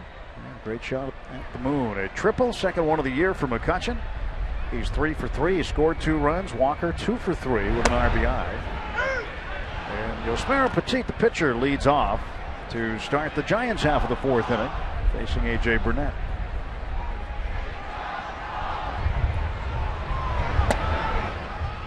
Delivers strike 2 to Petit. 0-47 career hitter. And the 0-2. Thanks for coming. Good morning, good afternoon, good night. Strikes him out on 3 pitches. So AJ not fooling around with Petit. Nicely done. Picks up his 5th strikeout of the night. The other day I forgot to congratulate Adam and Julie Lemankowitz. They brought into this world a new Pirate fan, Logan John Lemankowitz. All happy and healthy. That's great. Wish them all the best. Born on May 27th. Aoki takes a strike on the outside half of the plate.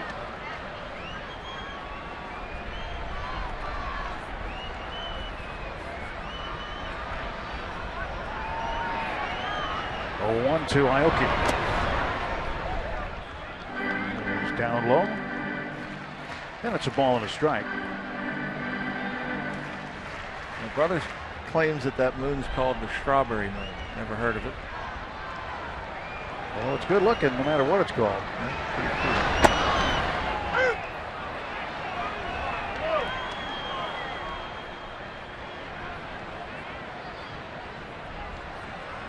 Another 1-run ball game here in San Francisco. 5-4 Bucks up. And a 1-ball, 2-strike pitch. That just stops this one fouling out of play. What I did notice is before the game, yeah, guys carrying around big crates of strawberries and putting them into the radio booth and TV booth. That. Did you? I noticed that too. The home side, yeah, not the visiting side. They look good, right? You wanted some strawberries? I just assumed it was because of the Strawberry Moon.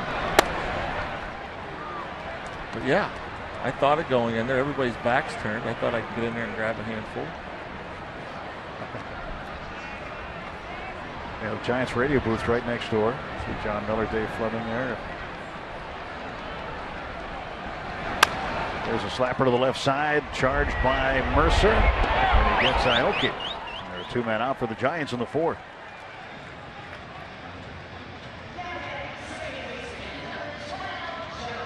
Aoki is out. He is 1 for 3 on the night. Joe Panik at the plate, 0 for 1 with a walk.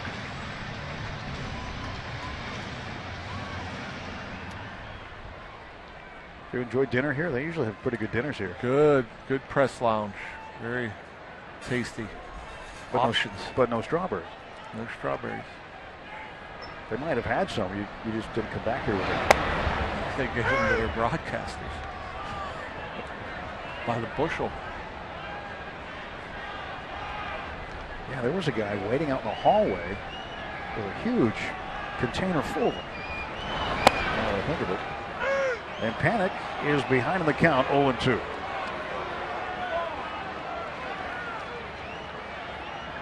That's where the carved tri-tip sandwiches are. Baby bowl. Barbecue out there, Rock. Good desserts here.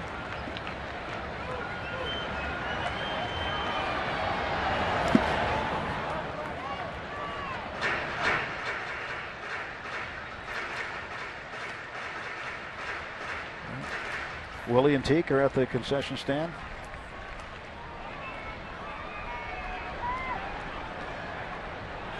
Ordering up something with French fries in it, probably. Pitch inside, 2 balls and 2 strikes. Get some great chocolate over there. Sure, probably strawberries under that sign as well. Sausage Specialties. Say hey. Mays, say, hey, kid. Yeah, I guess it's you're not like the old days when you get like burger or dog and popcorn. I mean, the options at these ballparks anymore are incredible. That's beer garden. 2-2. And this one is out into right field, a base hit. 2-out single for Panic. Like I said, that was a beer garden. That's actually a vegetable garden. It's a real garden they have here. Yeah, I think nowadays you could probably just get about anything you want at a ballpark. Seafood, Organic food. Organic food. Lots of kale out there. Hunter Pence the batter. Pence will take a strike. Jay Burnett at 77 pitches, 50 of those 77 strikes so far.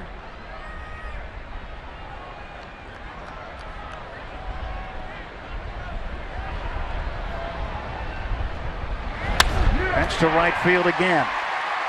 Panic will turn second and head for third base, and Polanco gunning it to second base, and Pence is in safely with a double. And again, Hunter Pence always running hard, always going hard, and going the other way a good bit. AJ's been working him away. He's been going the other way, and that's not a horrible pitch. Down around the knees, outside corner, slaps it that way, and he goes hard. And he doesn't make the decision to go to second until he realized Polanco took some time to get rid of it. And he realized with 2 outs, worth the chance, beat the throw easily.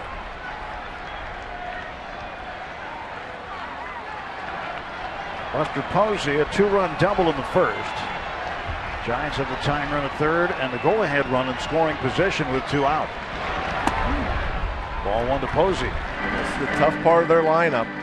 Posey, obviously a great hitter, a clutch hitter, can hit for power.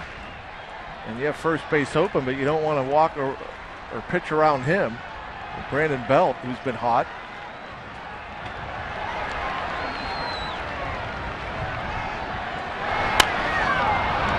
Foul pass third. 1 ball, 1 strike to Posey. Again, AJ won't give in. He will not. He'll do his best, at least, to not leave anything over the heart of the plate. He'll continue to try to work the edges and change speeds. Turn the ball over. 2 outs and runners in scoring position. Posey hitting .368. 2-1.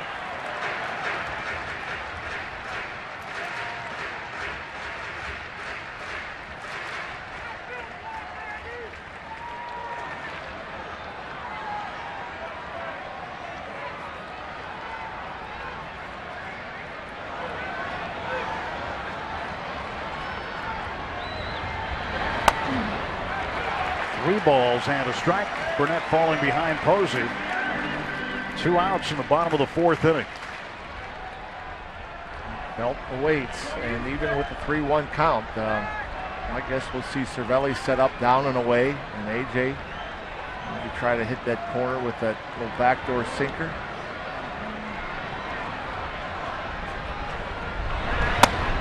And with a strike. And missed with location. Posey doesn't pull the trigger. Cervelli again sets up not only away, he's not on the corner, he's targets off the plate. And just giving AJ something to shoot at and figuring that movement will bring it over the outside edge. He's up and in. Payoff pitch from AJ. In the air to right field. Polanco will haul it in. And the Giants will strand 2.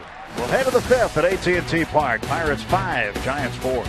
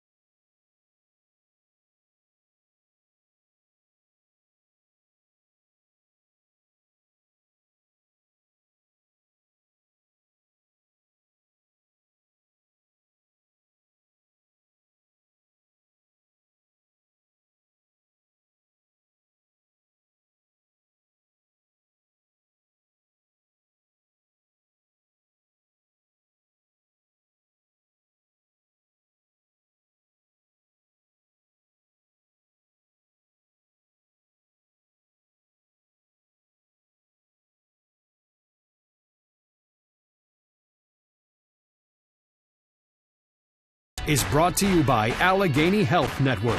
Health for all. By Kenny Ross, Ask a Neighbor. And by Levin Mattress, located in all Levin Furniture showrooms and freestanding stores. Let's go Bucks! Top of the fifth inning in San Francisco. 5-4, Bucks in front with John Wayner. I'm Tim Neffert. Robbie and Smikowski with us also on a very cool evening. City by the Bay. Pedro Alvarez to lead off. 1 for 2 with a double and 2 runs batted in. Petit delivers. And it's fouled back for strike 1.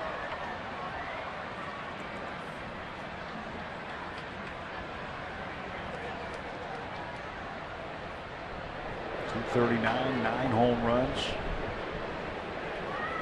RBI is 26 and 27 tonight.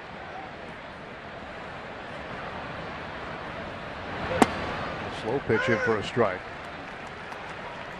And Kiyoshi Momose turns 43 today. He is a strength and conditioning specialist with the Pirates. Been with the Bucks for a bunch of years now and is celebrating birthday. Hard to believe, number 43. Yeah, I would have never guessed he was in his 40s. Well, been like Benjamin Button, he goes backwards. Watch the game. He's been with the Pirates Major League staff since 2002.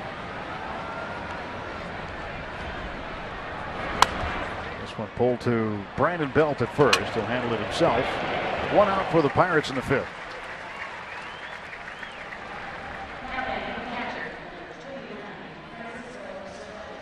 So Pedro is out, 1 down. Francisco Cervelli 0 for 2 tonight. Struck out looking in the 2nd inning and grounded out to 3rd in the 3rd.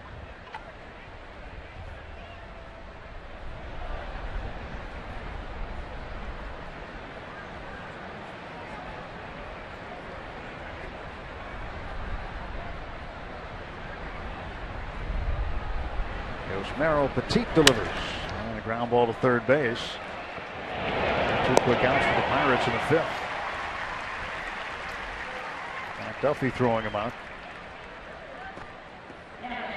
You know the story on Duffy, right? His big league debut. Yeah. It was August 1st of last season, but it was in the continuation of a game that was suspended from May 22nd. So when it was all said and done, the records reverted back to May 22nd. So it'll say in the record books that he made his Major League debut actually on May 22nd when he really didn't. And no, he doesn't get the service time. He probably wishes he did. Oh yeah, that'd be nice. A couple extra months. 1-0. And Mercer files it back. The same thing happened to Barry Bonds, I understand. I was told today, I didn't realize that, but Bonds got his first, or made his Major League debut in a continued game that was suspended. Same thing happened to him. 762 home runs later. Hit number 756 on the 7th of August 2007. With professional courtesy for Buster Posey. Took that foul ball, so he's getting an extra moment or two.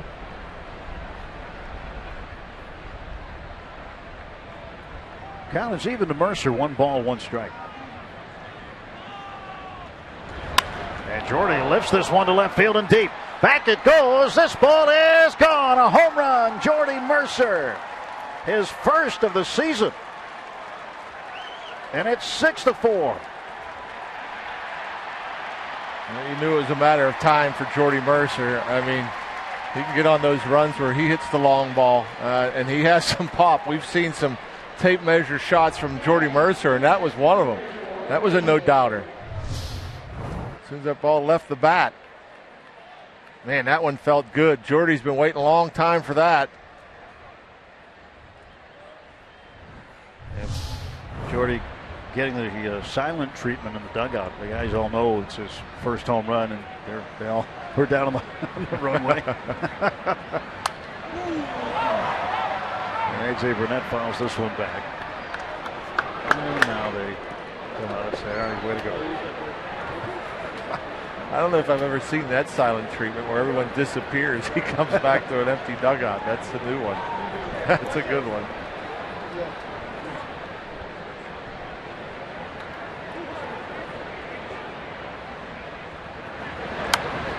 AJ pops this one foul. Well, I think Jordy would take the silent treatment every single time and often if he can continue to hit balls like that.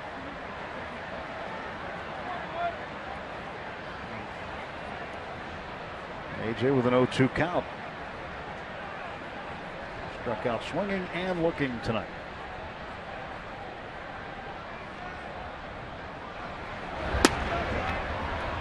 One and two.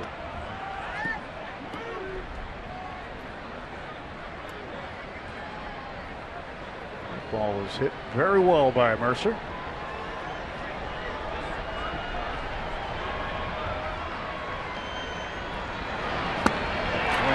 Down on strikes is Burnett. Pirates get a run on the home run by shortstop Jordy Mercer. 6-4 through 4.5 innings.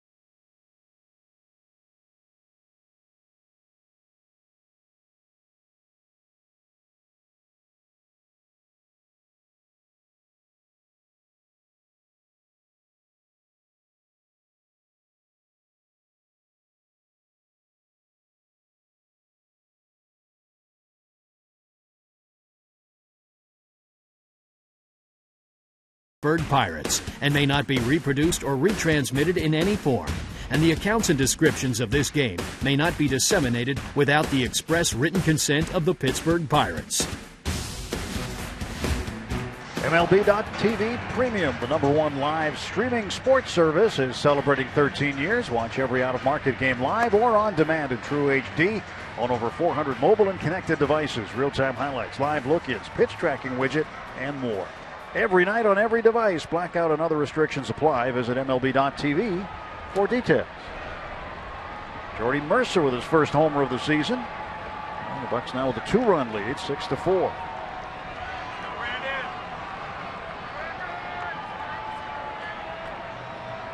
Brandon Belt will be the hitter. The Pirates will shift, and Mercer is going to go over and basically play third base on the cut of the grass. Jay playing up the middle.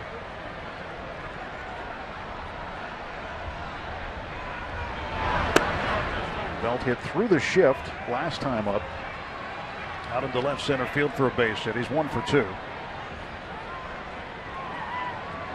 Backed him up a little bit after Jordy Mercer backed up a bit after ball 1. Pulled to the right side. Pedro's got it. Step on the bag, and there's out number 1 of the Giants' 5th. Belt is now 1 for 3.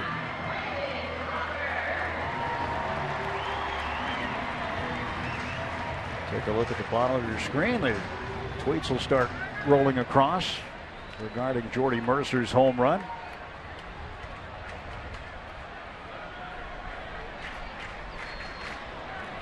Yeah, it seems when he hits them, they're bombs. He doesn't have many wall scrapers. It was a strawberry moonshot. The guy who does have a home run tonight, Brandon Crawford, at the plate.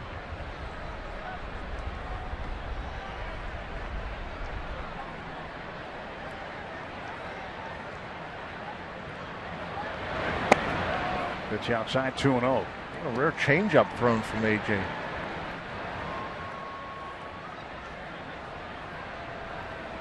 Now, why do you suppose he drops one in there every now and then? Another look, try to get a swing and miss. Rather, Crawford puts it down to Pedro. Rinse, lather, repeat. 2 out. Like the easy ones.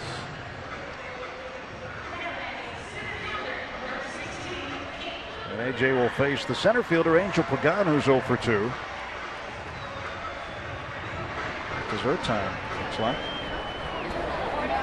Want whipped cream on that, Rock? Yeah, used to go to the ballpark and all you got was ice cream and a plastic helmet. Now you all sorts of options. Good, however you want it. Pitch to Pagan. He will take a strike.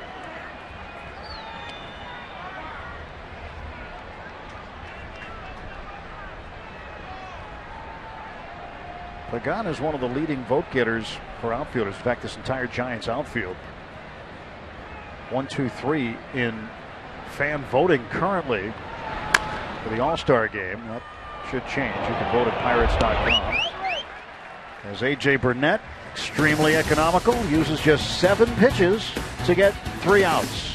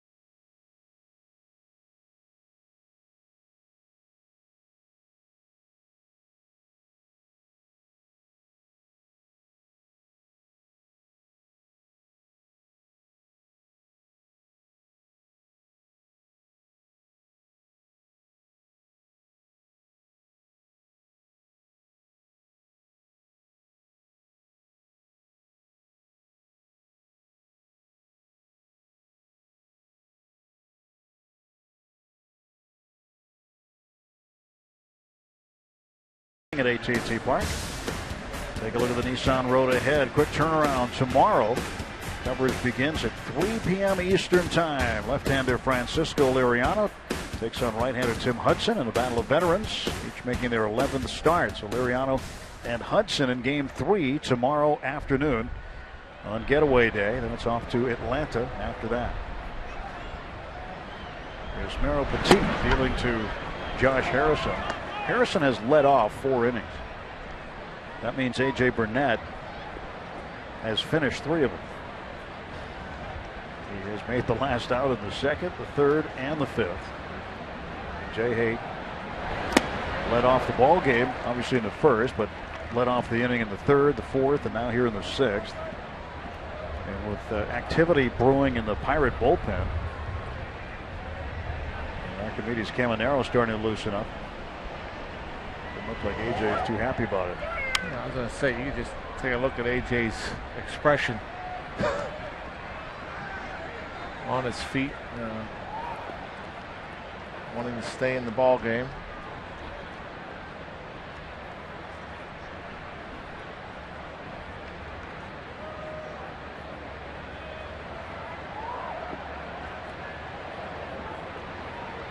91 pitches so far for Burnett. You'd think at 91 pitches he'd be able to get through the 6th. After a 7-pitch inning in the 5th. You know, I mean, perhaps 90's the new 100.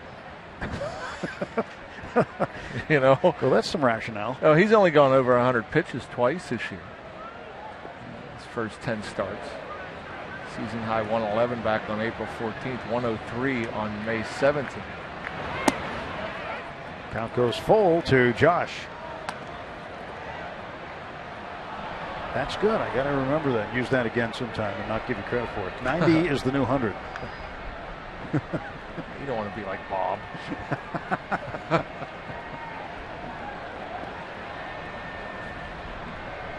Here comes the payoff. And Jay lifts this one in the air to center field. Angel Pagan barely moving. Now will come in a few steps and retire Harrison for the first out of the 6th inning. Second time Jay Hayes fly to center. 1 for 4.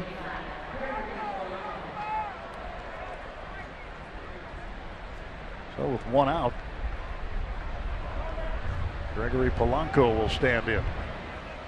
Polanco without a hit, although he did reach base in the 3rd inning via a walk. And he scored the tying run on a wild pitch, came in from 3rd base. Let's see if he can get a hanging breaking ball. Put up a quick one. Home run stroke going in San Diego. Yeah, hit one pretty deep his first time up.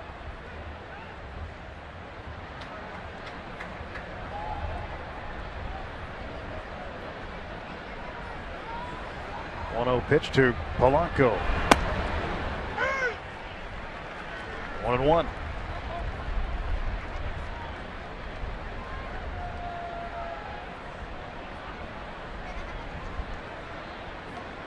There's a well-dressed gentleman. Great hat on there, the old pillbox hat.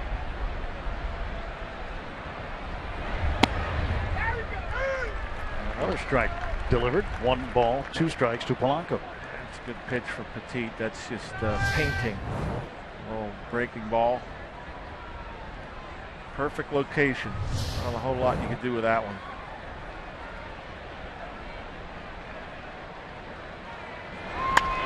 Gregory back through the middle and a base hit.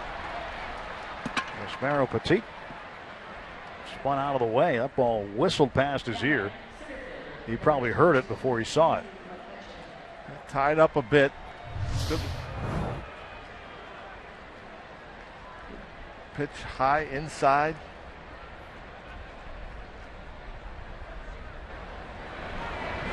Splitting the middle infielders perfectly.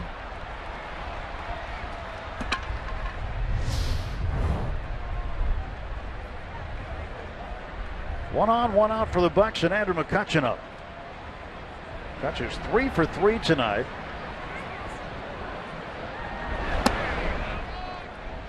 Yeah, I bet he's thinking now he wished he would have went to second on his second hit. The ball off the right center field wall, pulled up at first. Or he'd be getting a couple cracks at a cycle. Tonight is his 15th multi-hit game of the season. His average is up to 290. That's a season high.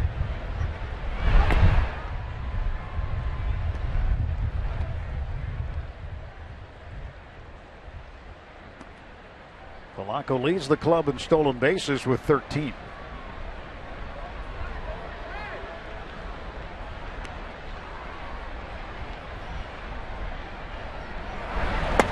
Swing and a miss.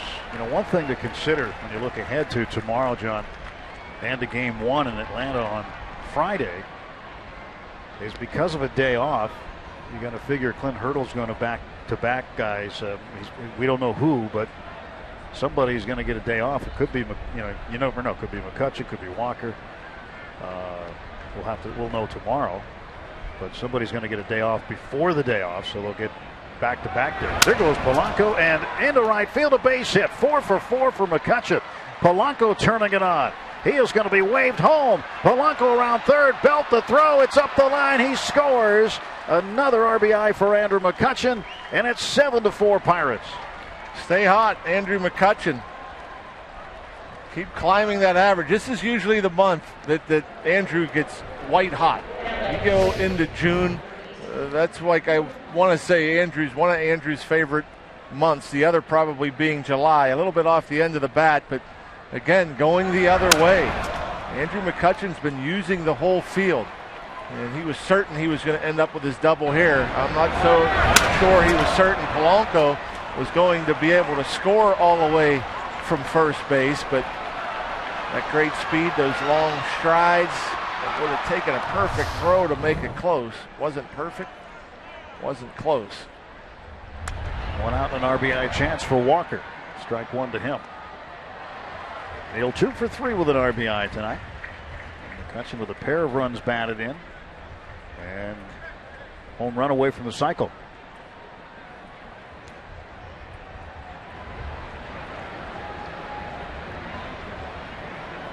What a series Kutch has had so far. I mean, last night you look at it 1 for 2. You say, oh, well, that's okay, but he had 2 runs batted in on 2 sacrifice flies. They were sacrifice flies on paper. Yeah. But when you saw them, he was robbed twice by Giant outfielders on what would have been at minimum gap doubles, but certainly his RBI total would have gone up. Angel Pagan with, oh, what a tremendous play he made. Hunter Pence got him later in the game in the right center field gap. 0-2 the count to Walker. Pops it up right side, and second baseman Joe Panic will make the catch, and there are 2 out. You know, Andrew, he figured by the end of the year his numbers will be back to where we're used to seeing them. As he goes with that pitch, it was off the plate. But you didn't expect him. I didn't expect him to be where he is already. I mean, when he was down in the 100s, hitting below 200 just a couple of weeks ago, 293 as we speak. He turned it around in a hurry. Well, there's a guy that needs some more All-Star votes at Pirates.com. Marte a swing and a miss. Looked a little predetermined.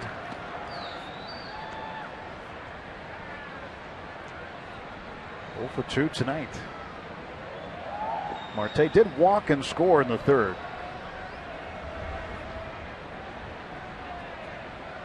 Pirates.com/vote. You could vote up to 35 times. McCutchen did climb a couple of spots in the most recent update of the balloting for the National League.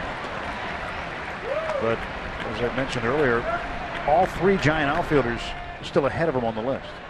And that can't be. That'll change. And Nori Aoki, the left fielder, is the top vote getter among the Giant outfielders, with Pagan and Pence after him. Aoki already over 1 million votes. 0-2. Inside. 1 ball, 2 strikes.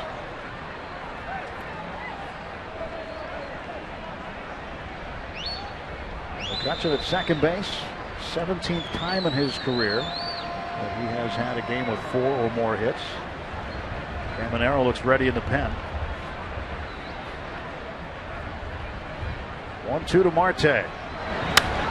He goes to right field. And Pence drifts underneath it and makes the catch. Pirates get a run of 2 hits. Andrew McCutchen 4 for 4 tonight.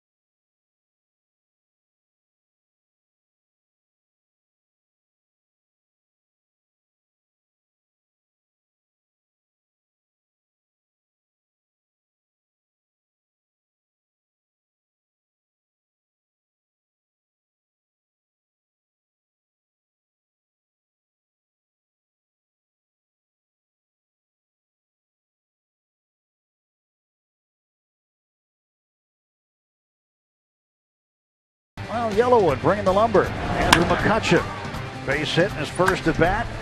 This one on his second at bat off the wall, just ended up with a single out of it, drove in a run. Next time up, this one to Triples Alley. Second triple of the year.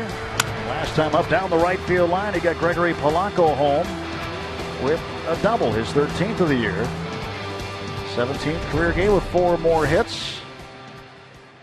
And a big night for McCutchen. The Pirates with a 3-run lead, 7-4, going to the bottom of the 6th inning. And a new pitcher is on. Archimedes Caminero takes over for A.J. Burnett. He delivers a swinging strike to Matt Duffy. Caminero, 3.63 ERA, 24th appearance, 25 punch-outs, and 22 in the third. Opponents hitting just 179 against him. 0-1 pitch, swing and a miss. Caminero looking for strikeouts tonight.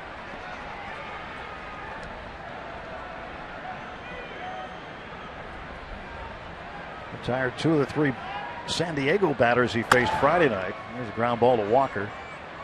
And there is 1 out in the Giants half of the 6th. Duffy, he was still kind of in his little warm-up thing in the batter's boxes. Caminero started coming to the plate. These guys throwing upwards of 100 miles an hour. You better get her ready.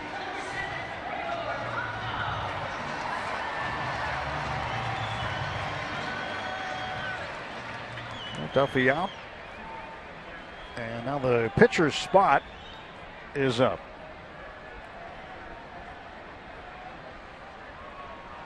She's got all her stuff with her, doesn't she? Yeah.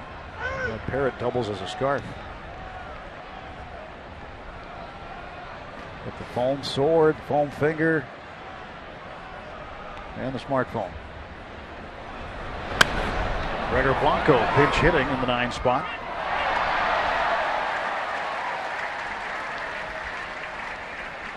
And Jeremy Affeldt starting to warm up for San Francisco.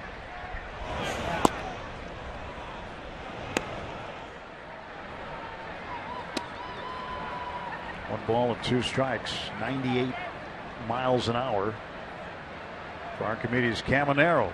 Trying to bring the heat on Gregor Blanco here with 1 out. Bases are empty.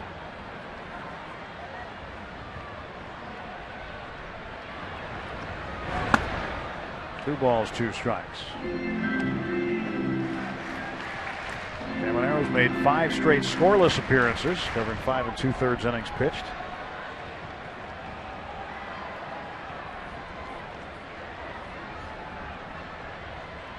Throwing right-hander set.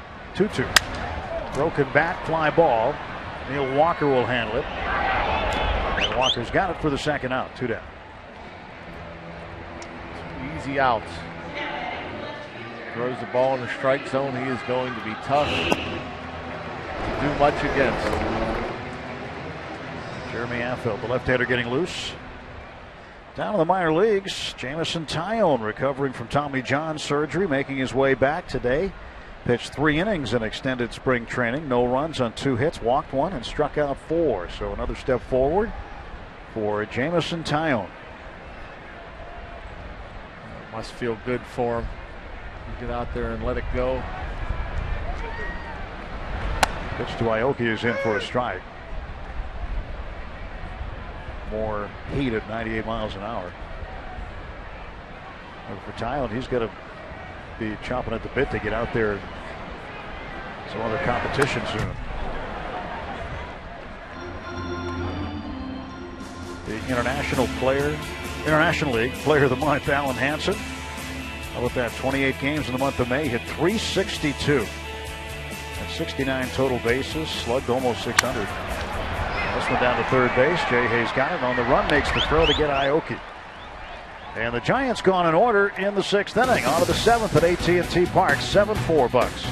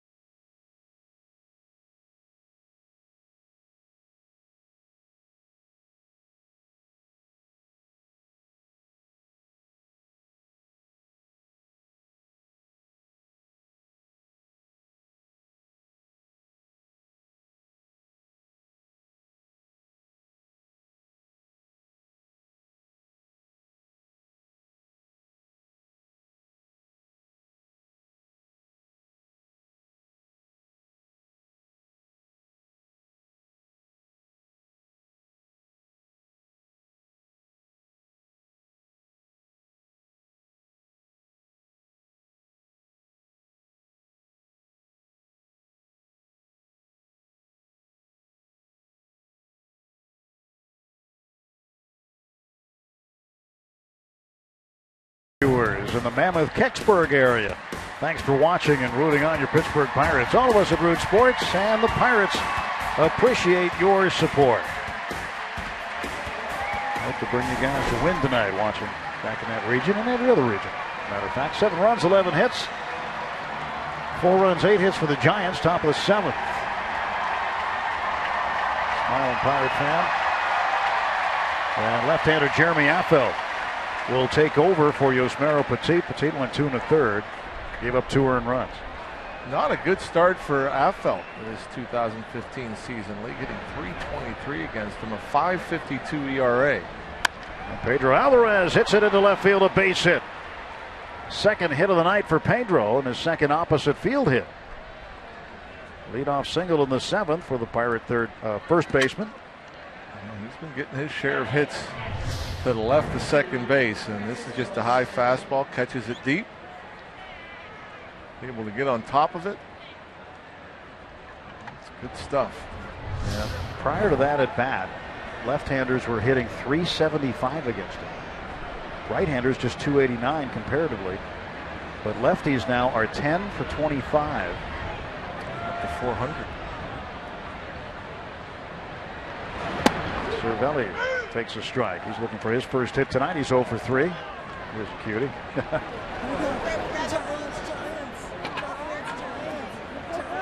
First game. I'm rooting for the wrong club. Yeah. Good thing is she's got plenty of time to learn. Yeah. Although this is pretty good.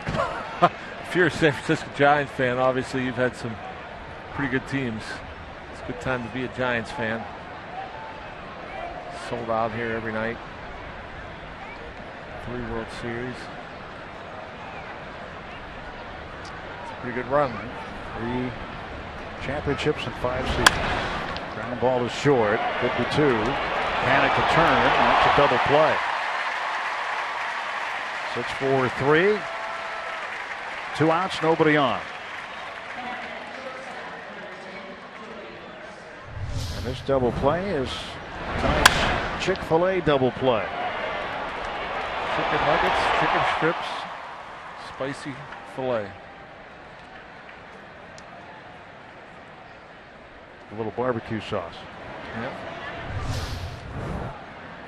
Crawford starts the twin kill. And Jordy Mercer 2 for 2 tonight, plus an intentional walk. And his last time up, hit his first home run of the season. But no doubter into the left field stands.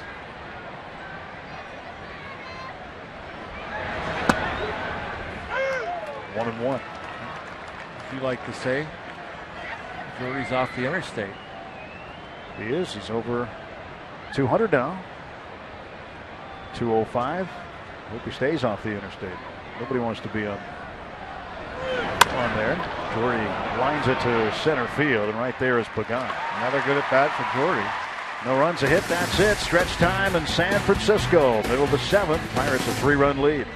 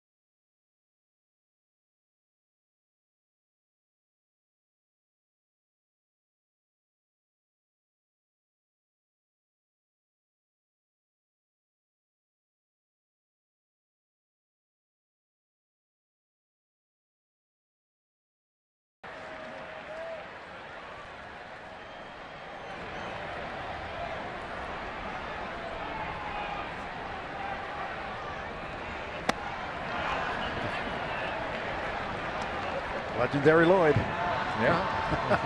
He's had some good ones, hasn't he? Yes, he has. Oh, boy. 7-4. Pirates lead at bottom of the 7th. Joe Panik fouls this one off. Second deck on the third base side. 1-1. Panik hitting .306. Yo-ho, yo-ho. A Pirate's life for me.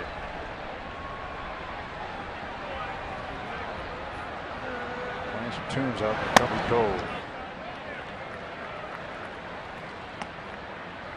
Arrow just dealt a 97-mile-an-hour fastball. There's a guy in the Doc Ellis replica. Let's get with him. This one well hit to center field. And right there, McCutchen. One out.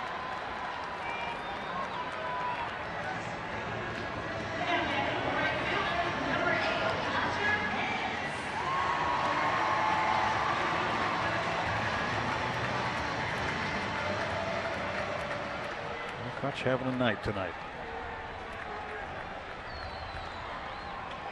Doesn't even get dirty. Pence a swing and a miss.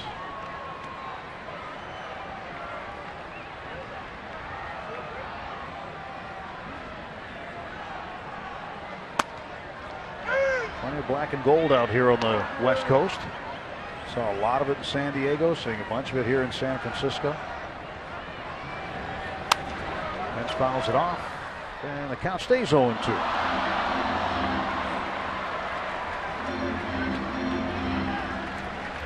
Might be Jeff Samardzij's doppelganger right there.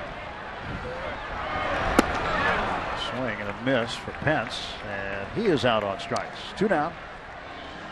I look like Samardzij a little bit. Yeah, very much so. Nasty breaking ball. Was that the split? Looked like more downward action than right to left. Jeff Samardzij doesn't play in the Bay Area anymore. He's with the A's last year. He gave up a home run today to Joey Gallo, who is a Rangers prize prospect. Oh, it's his first game, correct? Yeah. And the Rangers just barely slipped by the White Sox 15-2 today. That was against Samardzij. A nail biter. My goodness. A couple times now the Rangers have put up 15 in the last couple of weeks. Buster Posey takes a ball. 2-1. Double-digit runs are hard to come by anymore. How good pitching has been.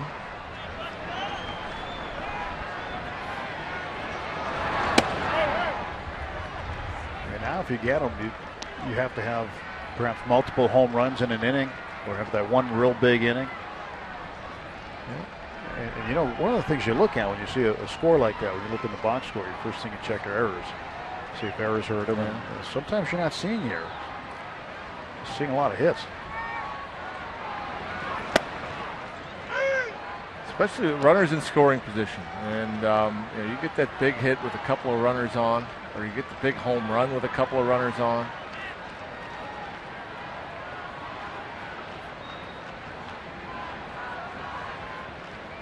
Payoff pitch now to Buster Posey. Fouls it back. Yeah, in that White Sox-Texas game, John, not a single error. And the Rangers didn't really have any huge innings. They had 4 in the first. They had 3 innings where they scored 4 runs each. 4 in the first, 4 in the 6th, 4 in the 8th. 2 and 1 in other innings. And there's a ball. Ball 4. So Posey walks with 2 outs. Vanny's club now 2 games over 500. They've had the scratch and claw. Won 9 of 11, 4 in a row.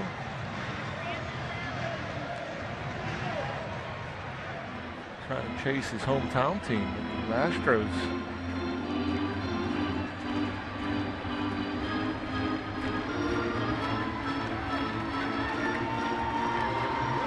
Brandon Belt, known to some as the baby giraffe. He is waiting to face Caminero, but he'll have to wait a little longer as Ray Searage will come pay him a visit as Jared Hughes starts to warm up behind him. So Hughes in the Bucco pen.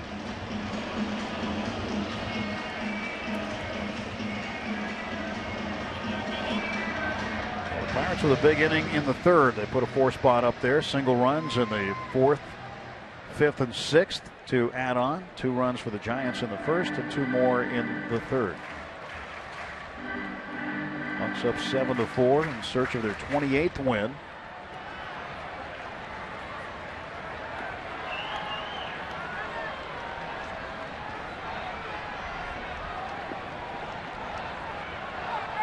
Caminero facing Belt.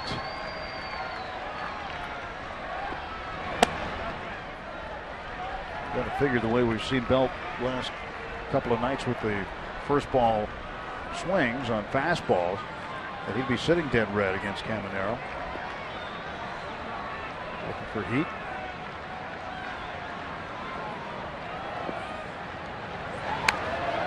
Swing foul.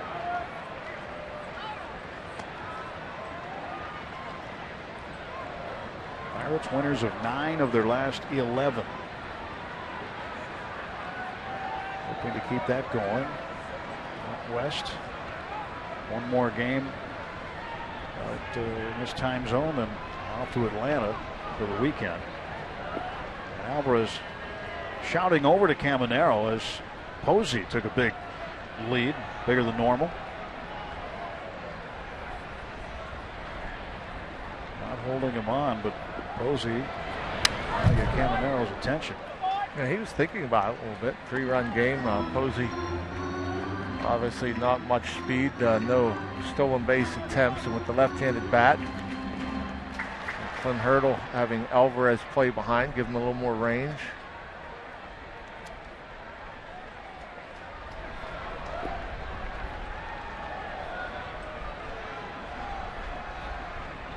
Ball and 2 strikes to Belt.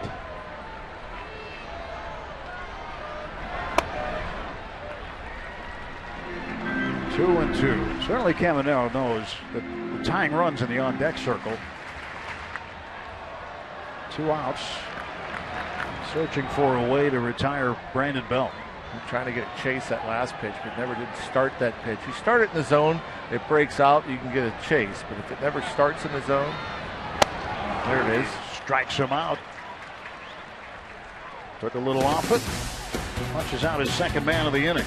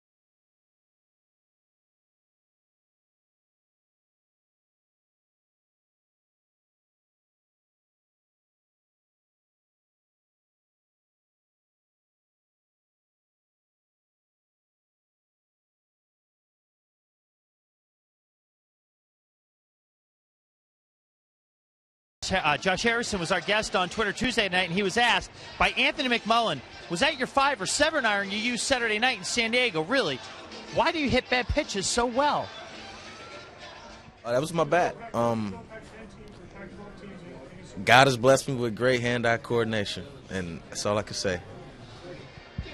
Yeah, it's very short with his answer there, but also very accurate. It's quite impressive. I mean, to see the things that he's done and the way that he's done them, Tim and John, has got to be pretty impressive. Even you guys who've seen a lot of baseball over the years. Well, he's fun to watch. He is fun to watch, and he can take a ball and turn it into a base hit. Sometimes pitches that are way outside or low.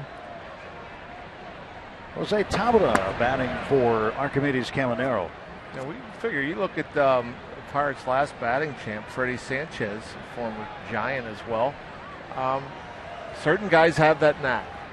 They can use their hands so well. So many hitters, the timing involved in their swing. The foot hits the ground and the hands start. Well, guys like Jay Hay, and as I mentioned, Freddie Sanchez, that foot hits the ground, the hands stay back, and then they could take their body to the ball. I mean, and they can expand the strike zone. They can hit pitches off the dirt, off the plate away. It's a good bit of balance, but the hands are the key. If your hands start, and you're looking for a fastball, your hands start once that foot hits the ground, you're never going to cover a breaking pitch down and away. But if your hands stay back, it's going to be out of play. But that's the key. When you hear people talk about, or coaches talk about staying back isn't so much staying back on your back leg. Staying back is keeping your hands back until the ball's in the hitting zone. J.A. does that as well as anybody. His hands stay back, and he's able to go to the ball with his lower half, his legs. Strike 3 called. Got him on the inside part of the plate. Tabata goes down looking. He just didn't have that. The timing wasn't there, and Jay Hay struggled mightily earlier in the year. He did move a little closer to plate. For most of the April, he was pretty far off the plate, and he was more diving with the ball, pretty much with his stride. All his weight was going forward, and the hands weren't staying back. But now, a little closer to the plate, he can cover more. Even there, you can see he still steps a little towards second base when he takes the stride. Most hitters will, when they front foot lands, the feet will be square, and they kind of always stride, more towards the pitcher. Jay Hay strides a little more towards the second baseman. Ends up being a little bit closed. And Jeff Branson, the hitting coach, who works every day with every hitter. He and Jeff Livesey. There's always tweaks, unless you're going good. You're swinging the bat well, there's no tweaks. Jay Hay, how about that? Fillet of fish. And you talk about being able to reach the ball down and away. The way his hands work, and he talks about hand-eye coordination on pitches in. I mean, this is unorthodox. It doesn't look right, but the way his hands, he can pull them inside, hit a bad pitch. He covers off the plate in. Watch how close his hands get to his body. It's not a big, long, hard swing. It's short and compact and handsy. 1 on, 1 out for Polanco. He scored 2 runs tonight. He does have a hit. The 3 with a walk. He had a ball at home the other last week at PNC Park where a pitch was way in off the plate, and he pulled his hands so close to his body. I mean, it's certain guys have a knack. It's never the same path with Jay Hay. You'll see certain hitters, especially power hitters, bigger guys, a little bit longer swings. The bat path is almost always the same. And if you throw it in that bat path, they'll crush it. If it's not in that bat path, they're not going to make as consistent a contact as a Andrew McCutchen or a Josh Harrison, who have not only great eye-hand coordination, bat speed. Inside to Gregory, spins out of the way. You made the reference to Freddie Sanchez, and it's funny to see Jay Hay do what Freddie did a lot. That's hit that flare to right field. Yep. And Freddie fillet of fish. Certain guys have that knack of hitting pitchers' pitches. This one is curling away from Pagan, but he'll catch up to it, make the catch, and Jay Hay back to first. Pablo Sandoval, former Giant, Red Sox. Vladimir Guerrero, another guy. Vladimir Guerrero can hit it off the ground. Balls that bounced. We've seen him hit balls that bounced for base hits. I often wondered if Vladimir Guerrero even had a strike zone. Yeah. Manny Sangan, former Pirate, was a free swinger. Roberto Clemente expanded the strike zone and obviously had a whole bunch of hits.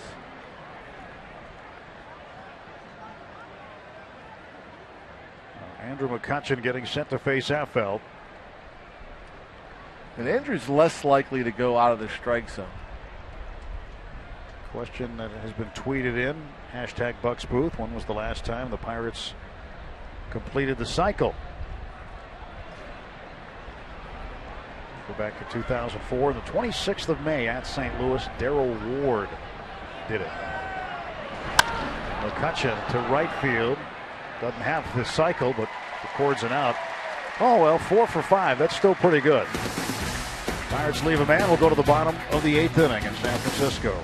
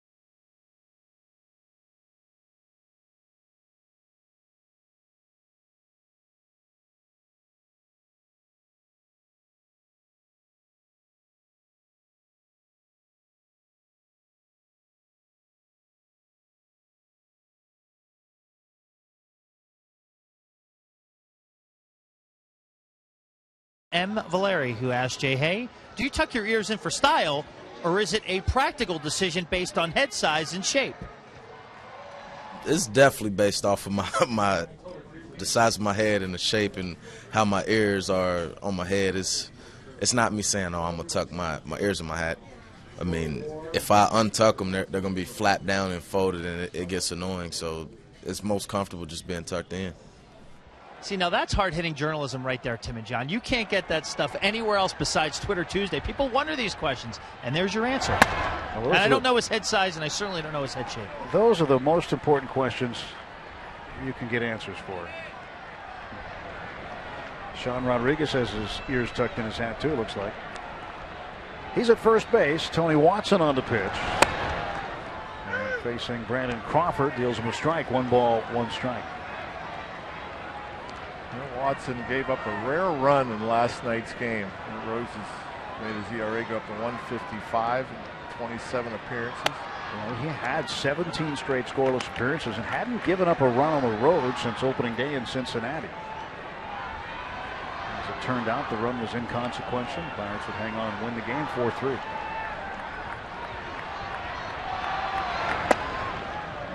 Crawford takes a strike. 2 balls, 2 strikes.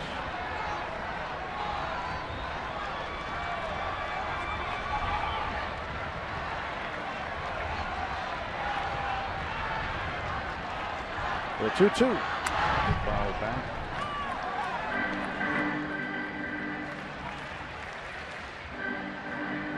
Brandon Crawford with a home run in the 3rd inning that had to be reviewed by the crew chief. when Hurdle came out and asked him to look at it due to possible fan interference. Looked like a fan, that guy right there with the glove, not the phone. Reached over the top of the wall, but the call stood. The original call was home run, and it stood because after a 4-minute and 35-second review, a very long review, it was determined that they couldn't tell whether or not the ball would have hit the top of the wall or not, and there was not enough video evidence to overturn the call. 2-2.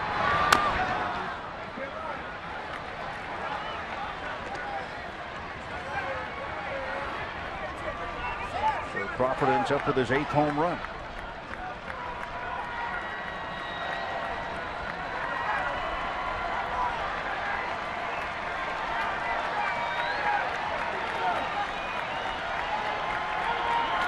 Two pitch. That's toward the middle. Long way to go for Walker. His throw is not in time. Good scoop by Rodriguez, but Crawford beats the throw. And it's a leadoff single for Brandon Crawford. Well, the ball wasn't hit hard, and that's kind of what happened to Watson in last night's game. The first batter hit a little chopper that got off of Jay Hayes' glove for a double. This time, a softly hit ball just where nobody was playing. And 2 nights in a row, leadoff man reaches against Tony Watson. Close play, but see there, Crawford arrived at the base just before the ball got into Rodriguez's glove.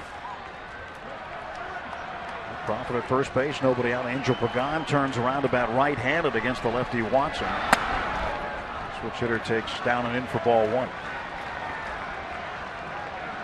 Pagan is 0 for 3 tonight. Struck out, flied out, and grounded out.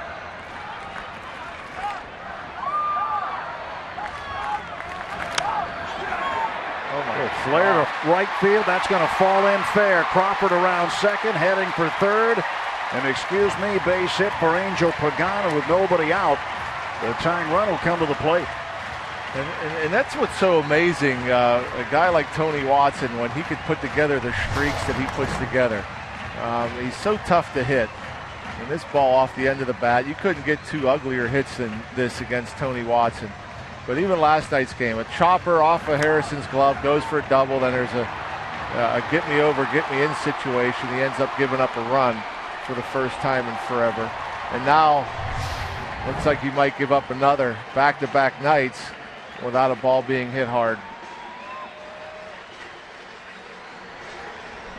It's not easy to just go that many appearances without giving up runs, because this game, crazy at times. It just... some bad luck. Matt Duffy doubled in the second inning. He flied to right in the third, grounded to Walker in the 6th. It's a play for 2. They'll concede the run. And this one fouled off. And he's got some pop. Duffy does. He certainly has. He hits in the safe spot, but it's not like he doesn't have the power to tie things up with one swing. So you have to be careful.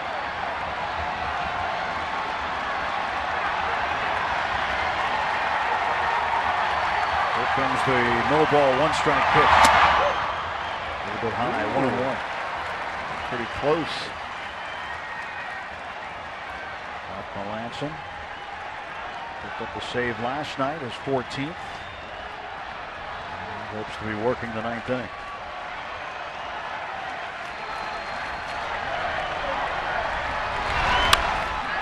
Right at Mercer. He makes the grab for the first out. Change up from Watson. The change of pace gets Duffy out in front just a bit. See off the end of the bat, wasn't scalded, but almost another soft hit, but Mercer able to range to his right quickly enough.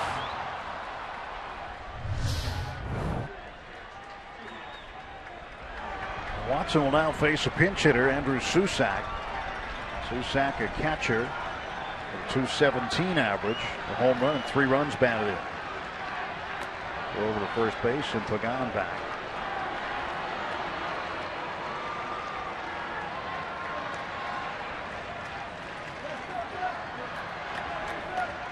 Susak has not grounded into a double play this year. And pitch outside. 1-0.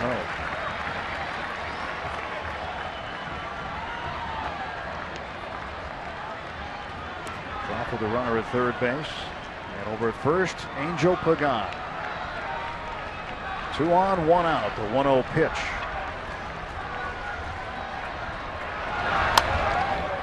It's 1-1. Susak thinking of one thing, then barrel out, trying to lift and separate.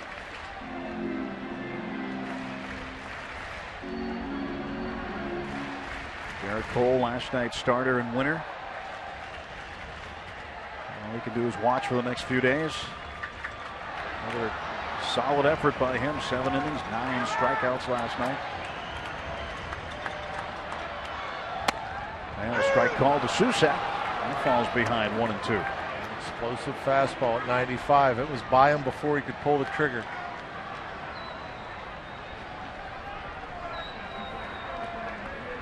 So Bumgarner of the Giants. Giants don't see him this trip. His spot didn't match up for the rotation. The chances are the Pirates will see him in August when the Giants come to PNC Park for a 4-game series.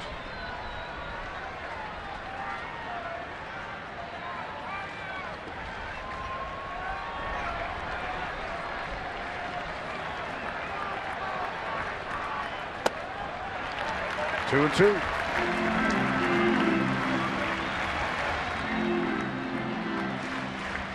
Tim Lincecum there in the background. Tim threw a side today to his bullpen. He's known as the Freak around these parts. 2-2. He struck him out. Susak down on strikes, and there are 2 away for the Giants in the 8th. I should never assume anything. First and third, nobody out. You think Tony Watson might concede a run, but no. He got the soft line out.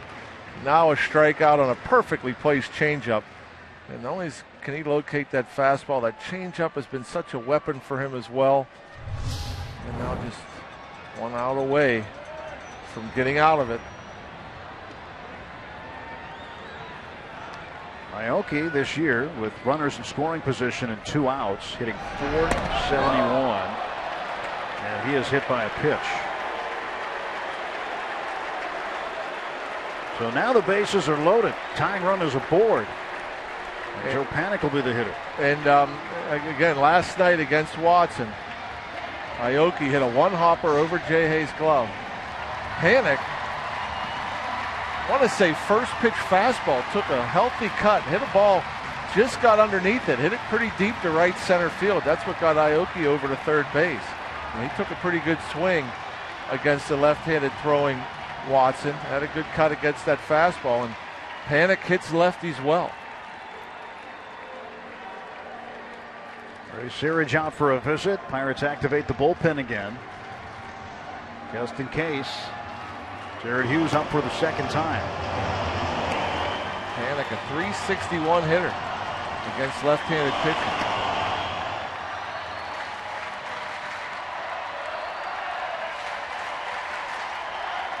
He's in the top 10 of the National League in batting average against lefties. Pivotal moment in the ballgame now. Pirates up 7-4.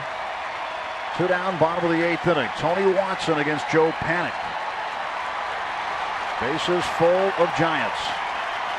And nearly 42,000 rising at AT&T Park. The pitch. Panik, ground ball to short. Mercer's got it. He flips to Walker. They get the force out. 1 pitch. Takes care of Panik. No panic in Tony Watson.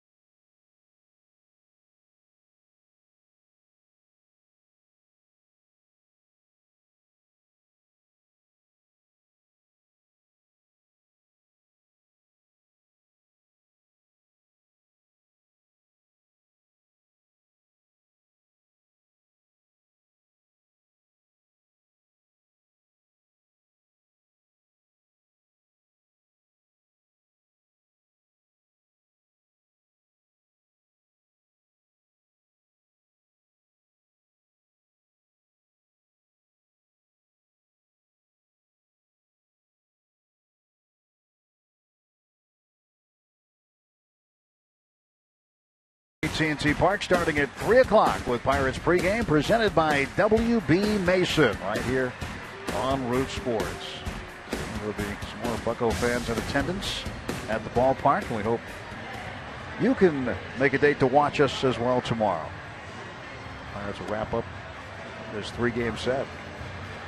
And Javier Lopez, a brief stint with the Pirates, makes his 25th appearance as he will face the Bucks in the top of the 9th inning. Pirates leading 7-4, and what a job done by Tony Watson, though.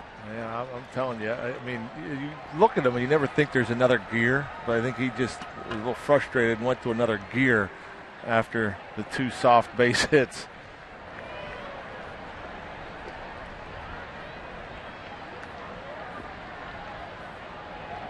Lopez will face Walker, who turns around to bat right-handed. First ball swinging, skies it to right. And Hunter Pence will make the catch.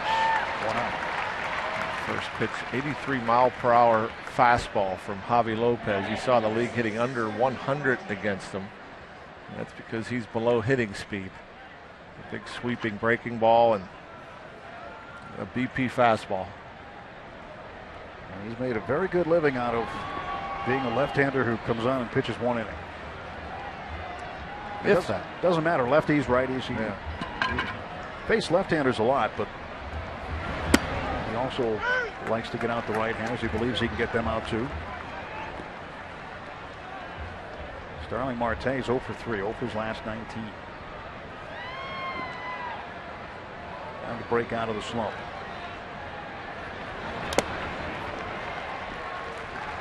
The harder you swing against a guy like Lopez, I think the harder it is.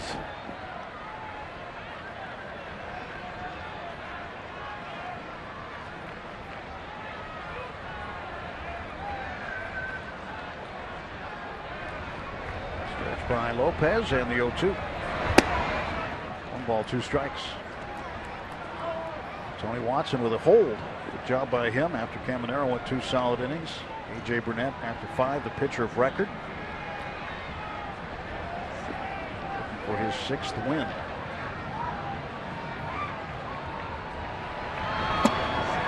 Tay down on strikes. Frustrating night for Starling. Now you mentioned with the day off coming up Thursday, Clint Hurdle will probably give at least one guy the day off tomorrow to give him back-to-back days, and probably another guy on Friday or 2. And Marte may be one. He may need to sit and relax. Or as Clint calls it, unplugged. Unplugging, yeah. Unplugged for a day. Sean Rodriguez swings and drives it to right field, a base hit. That's what you want to do against Javi Lopez. See it longer. Try to see it long. Don't look to pull it. Hit it the other way. He's not going to throw you anything in. At least not a fastball in, especially to a righty. I'm going to stay away. And Sean Rodriguez.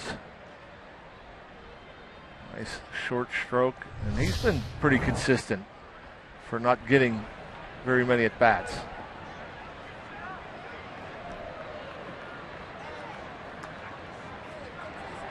Yeah, for Sean, he knows he's going to play pretty much every night. But he's got to wait until the late innings to get in there. But his role is very important. It's vital. And you wonder if he was, taken aback by last night's game. He came into the game and for defense, and there was an opportunity to double switch to put him in the pitcher spot, and Clint Hurdle opted to go with the straight up move, and so he had options when the pitcher spot came up. With the other guys on the bench, ended up using Jose Tabata. And he could have done it again tonight if he wanted to. I mean, he could have, if he chose, put Rodriguez in the pitcher spot and left in the 9th spot and left that pitcher spot to up 3rd in this inning, and so he would have his choice again. But Rodriguez probably just went right in the Pedro's spot again and got an opportunity to bat, got a base hit. But he's done a pretty good job, the veteran. He knows how to play when he knows he's not getting any starts or many starts. Ball and 2 strikes to Francisco Cervelli. Go to first.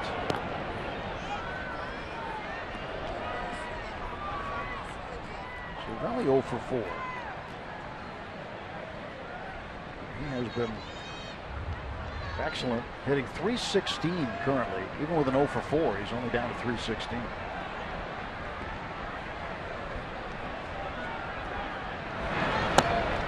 Two and two.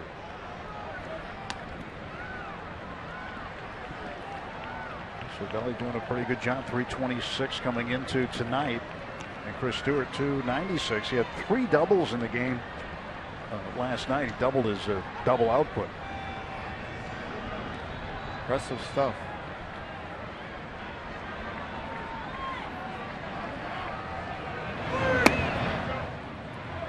Comes to guess. And it's just a guess that Stewart probably will play tomorrow. Day game after the night game.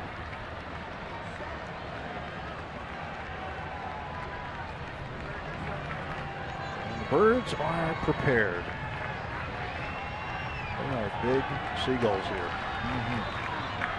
Well fed.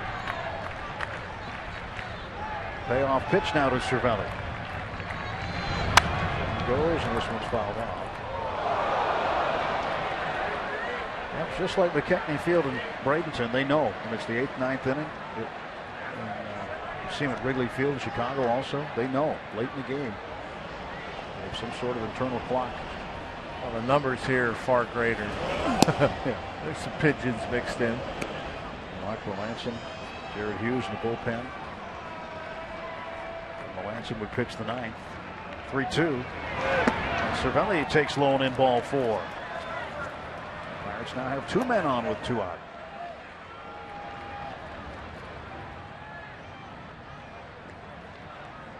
Bruce Bochy is coming out to get Javi Lopez, and we'll go to Sergio Romo. Pitching change, timeout in San Francisco. 7-4 Pirates.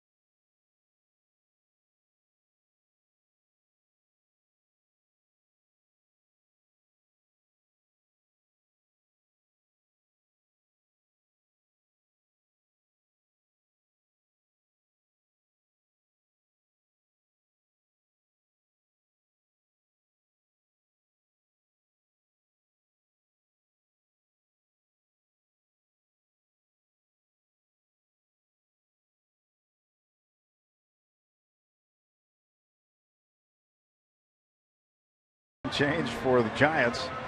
Jordy Mercer back up. Mercer had his first home run of the season in the 5th inning. And you want to compare Jordy's swing tonight to one from last year? Just a minor adjustment. You look where his hands are last year on the right, 2014. He had them a little bit higher, had the bat a little bit flatter to start from, and just a little more length in his take back and his load with his hands. So he had a little more timing in it. He cleaned that up. Now you see the bats rested on the shoulder a little bit more. And so it's pretty much, instead of down and back, he's just taking his hands back from where he's starting now compared to where he was a year ago. And less moving parts, you hope to get a little more consistency. 25th appearance for Romo. He's 0-2. Only hitting .215 against him. A lot of sliders from Romo. One right there, swing and a miss. And sweeping breaking ball. That's his specialty. So it's 1-1 for Jordy. 2 for 3 tonight.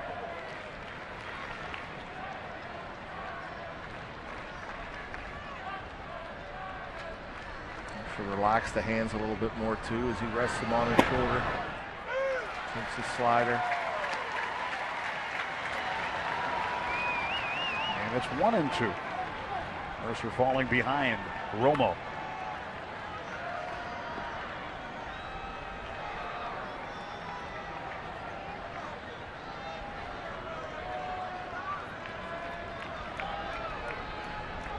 Romo shaking off Posey. Has to throw the frisbee up there again. And it is way outside. What makes his sweeping slider that much tougher to hit than other guys? He just breaks like a frisbee, you know. And he short arms the ball a little bit, and he's got a little deception with his fastball as well. But you know, it breaks his arm angle and everything else. I mean, it's got a ton of break. It's not as hard as Carlos Marmol's, but it's similar. When he was on with the Cubs as the closer, it was almost unhittable at times. Mercer strikes out. Pirates leave 2. They get 1 hit. We'll head to the bottom of the 9th inning. Pirates trying to close this one out.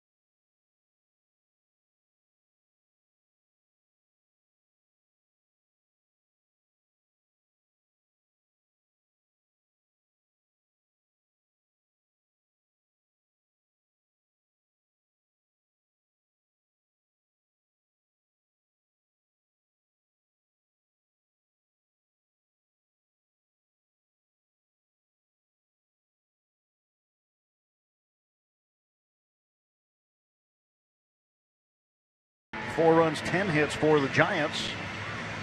Into the bottom of the 9th inning. Well, to protect the 3-run lead is Mark Melancon. He'll try to save it for A.J. Burnett. Yeah, looking for save number 15 in 16 opportunities. And Melancon's been getting sharper and stronger as the season progresses. And many more opportunities. Since you look back on May 8th, Mark Melancon only had 5 saves. He's rounded off a few cents. Yeah, a lot of opportunities here in the last 3 weeks. Melancon will face 3, 4, and 5 in the Giants' order, starting with Hunter Pence. Buster Posey would be next, then Brandon Belt after that. And a strike delivered to Hunter Pence.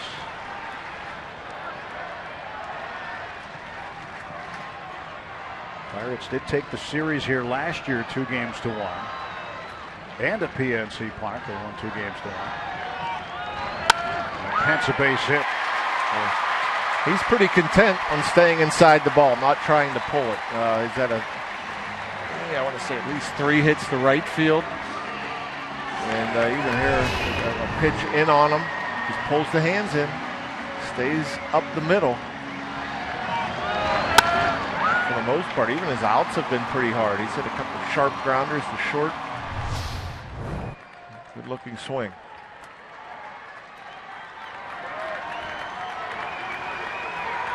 Buster Posey 1 for 3 with Milwaukee at a 2-run double in the first. Nobody out. Pence at first base, and Melancon set to deliver. Strike call.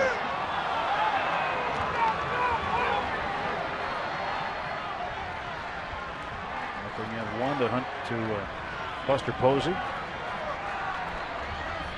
Right about Pence, he's got 3 hits in this series to right field. 3 hits tonight. 1 up the middle, 2 to right.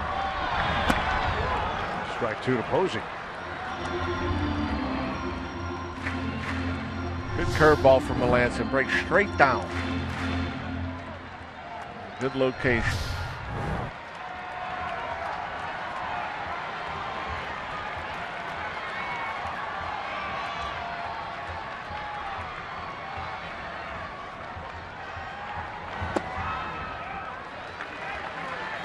Two. He was at the bottom of the zone on those first 2 pitches. Went a little lower that time, but Posey didn't bite.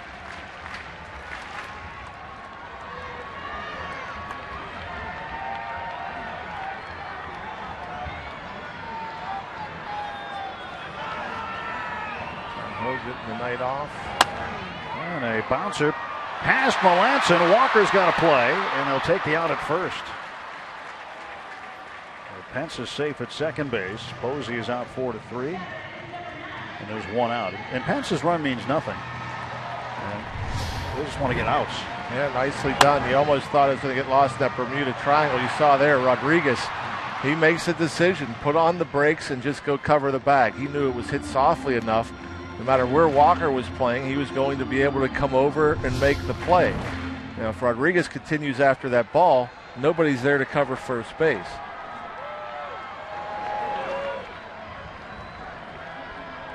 Brandon Belt 1 for 4 tonight. Base hit in the 3rd inning.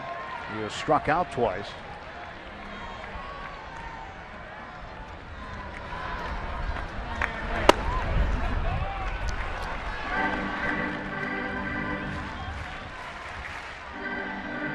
Pedro Alvarez tonight. Big hit in the 3rd inning. 2-run double for Pedro. He had a base hit in the 7th. Finished with a multi-hit night.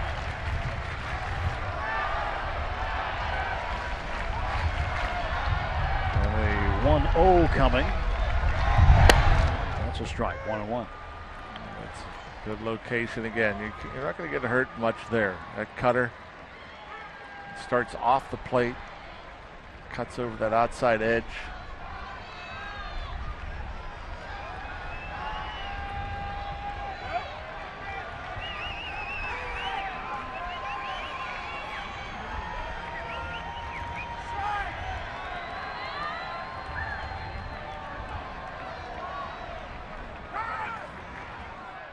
Belt asked for time and got it.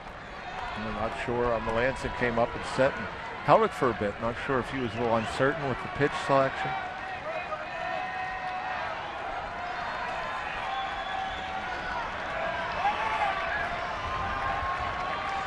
Well, a strike to Brandon Belt. 1 out, 1 on for the Giants in the 9th. A foul ball for strike 2. Yeah, that's frustrating as a hitter. I mean, you barely moved the bat off your shoulder, and somehow the ball hits the bat.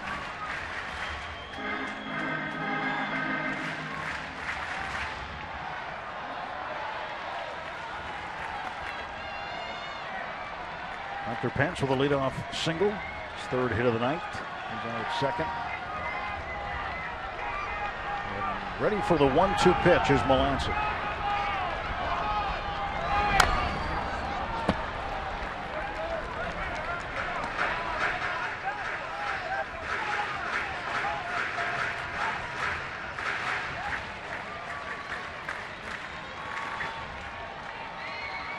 Nobody wants to sit around the Pirates fans now here. A lot of the home crowd left. They got an early jump out of here.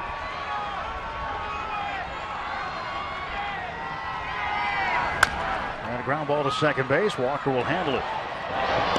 2 down. And Pence over to third base.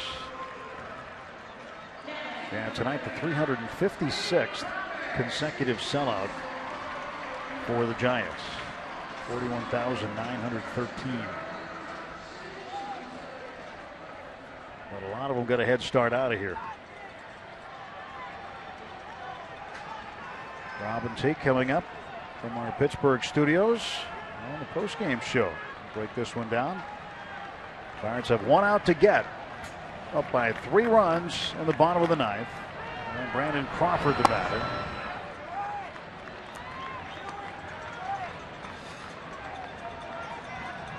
Crawford 2 for 3. He had the disputed home run in the 3rd inning. Base hit last time up in the 8th.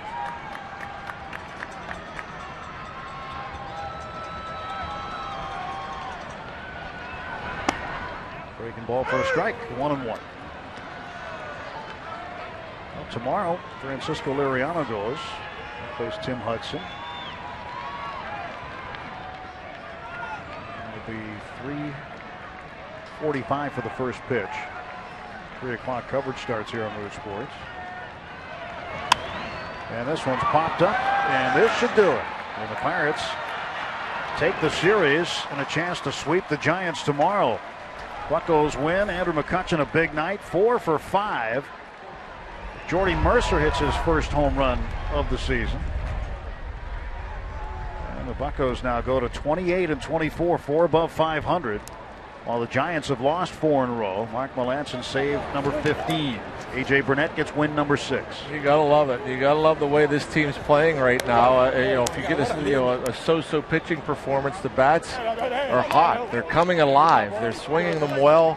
You like the big inning. You kind of expected the offense to do some things against the young Chris Heston, the guy with not a whole lot of stuff. He made mistakes. The Pirates took advantage. That guy right there, McCutchen, is hot. He loves these middle months. He loves June and July. Got hot at the end of May. Carries it into June. Burnett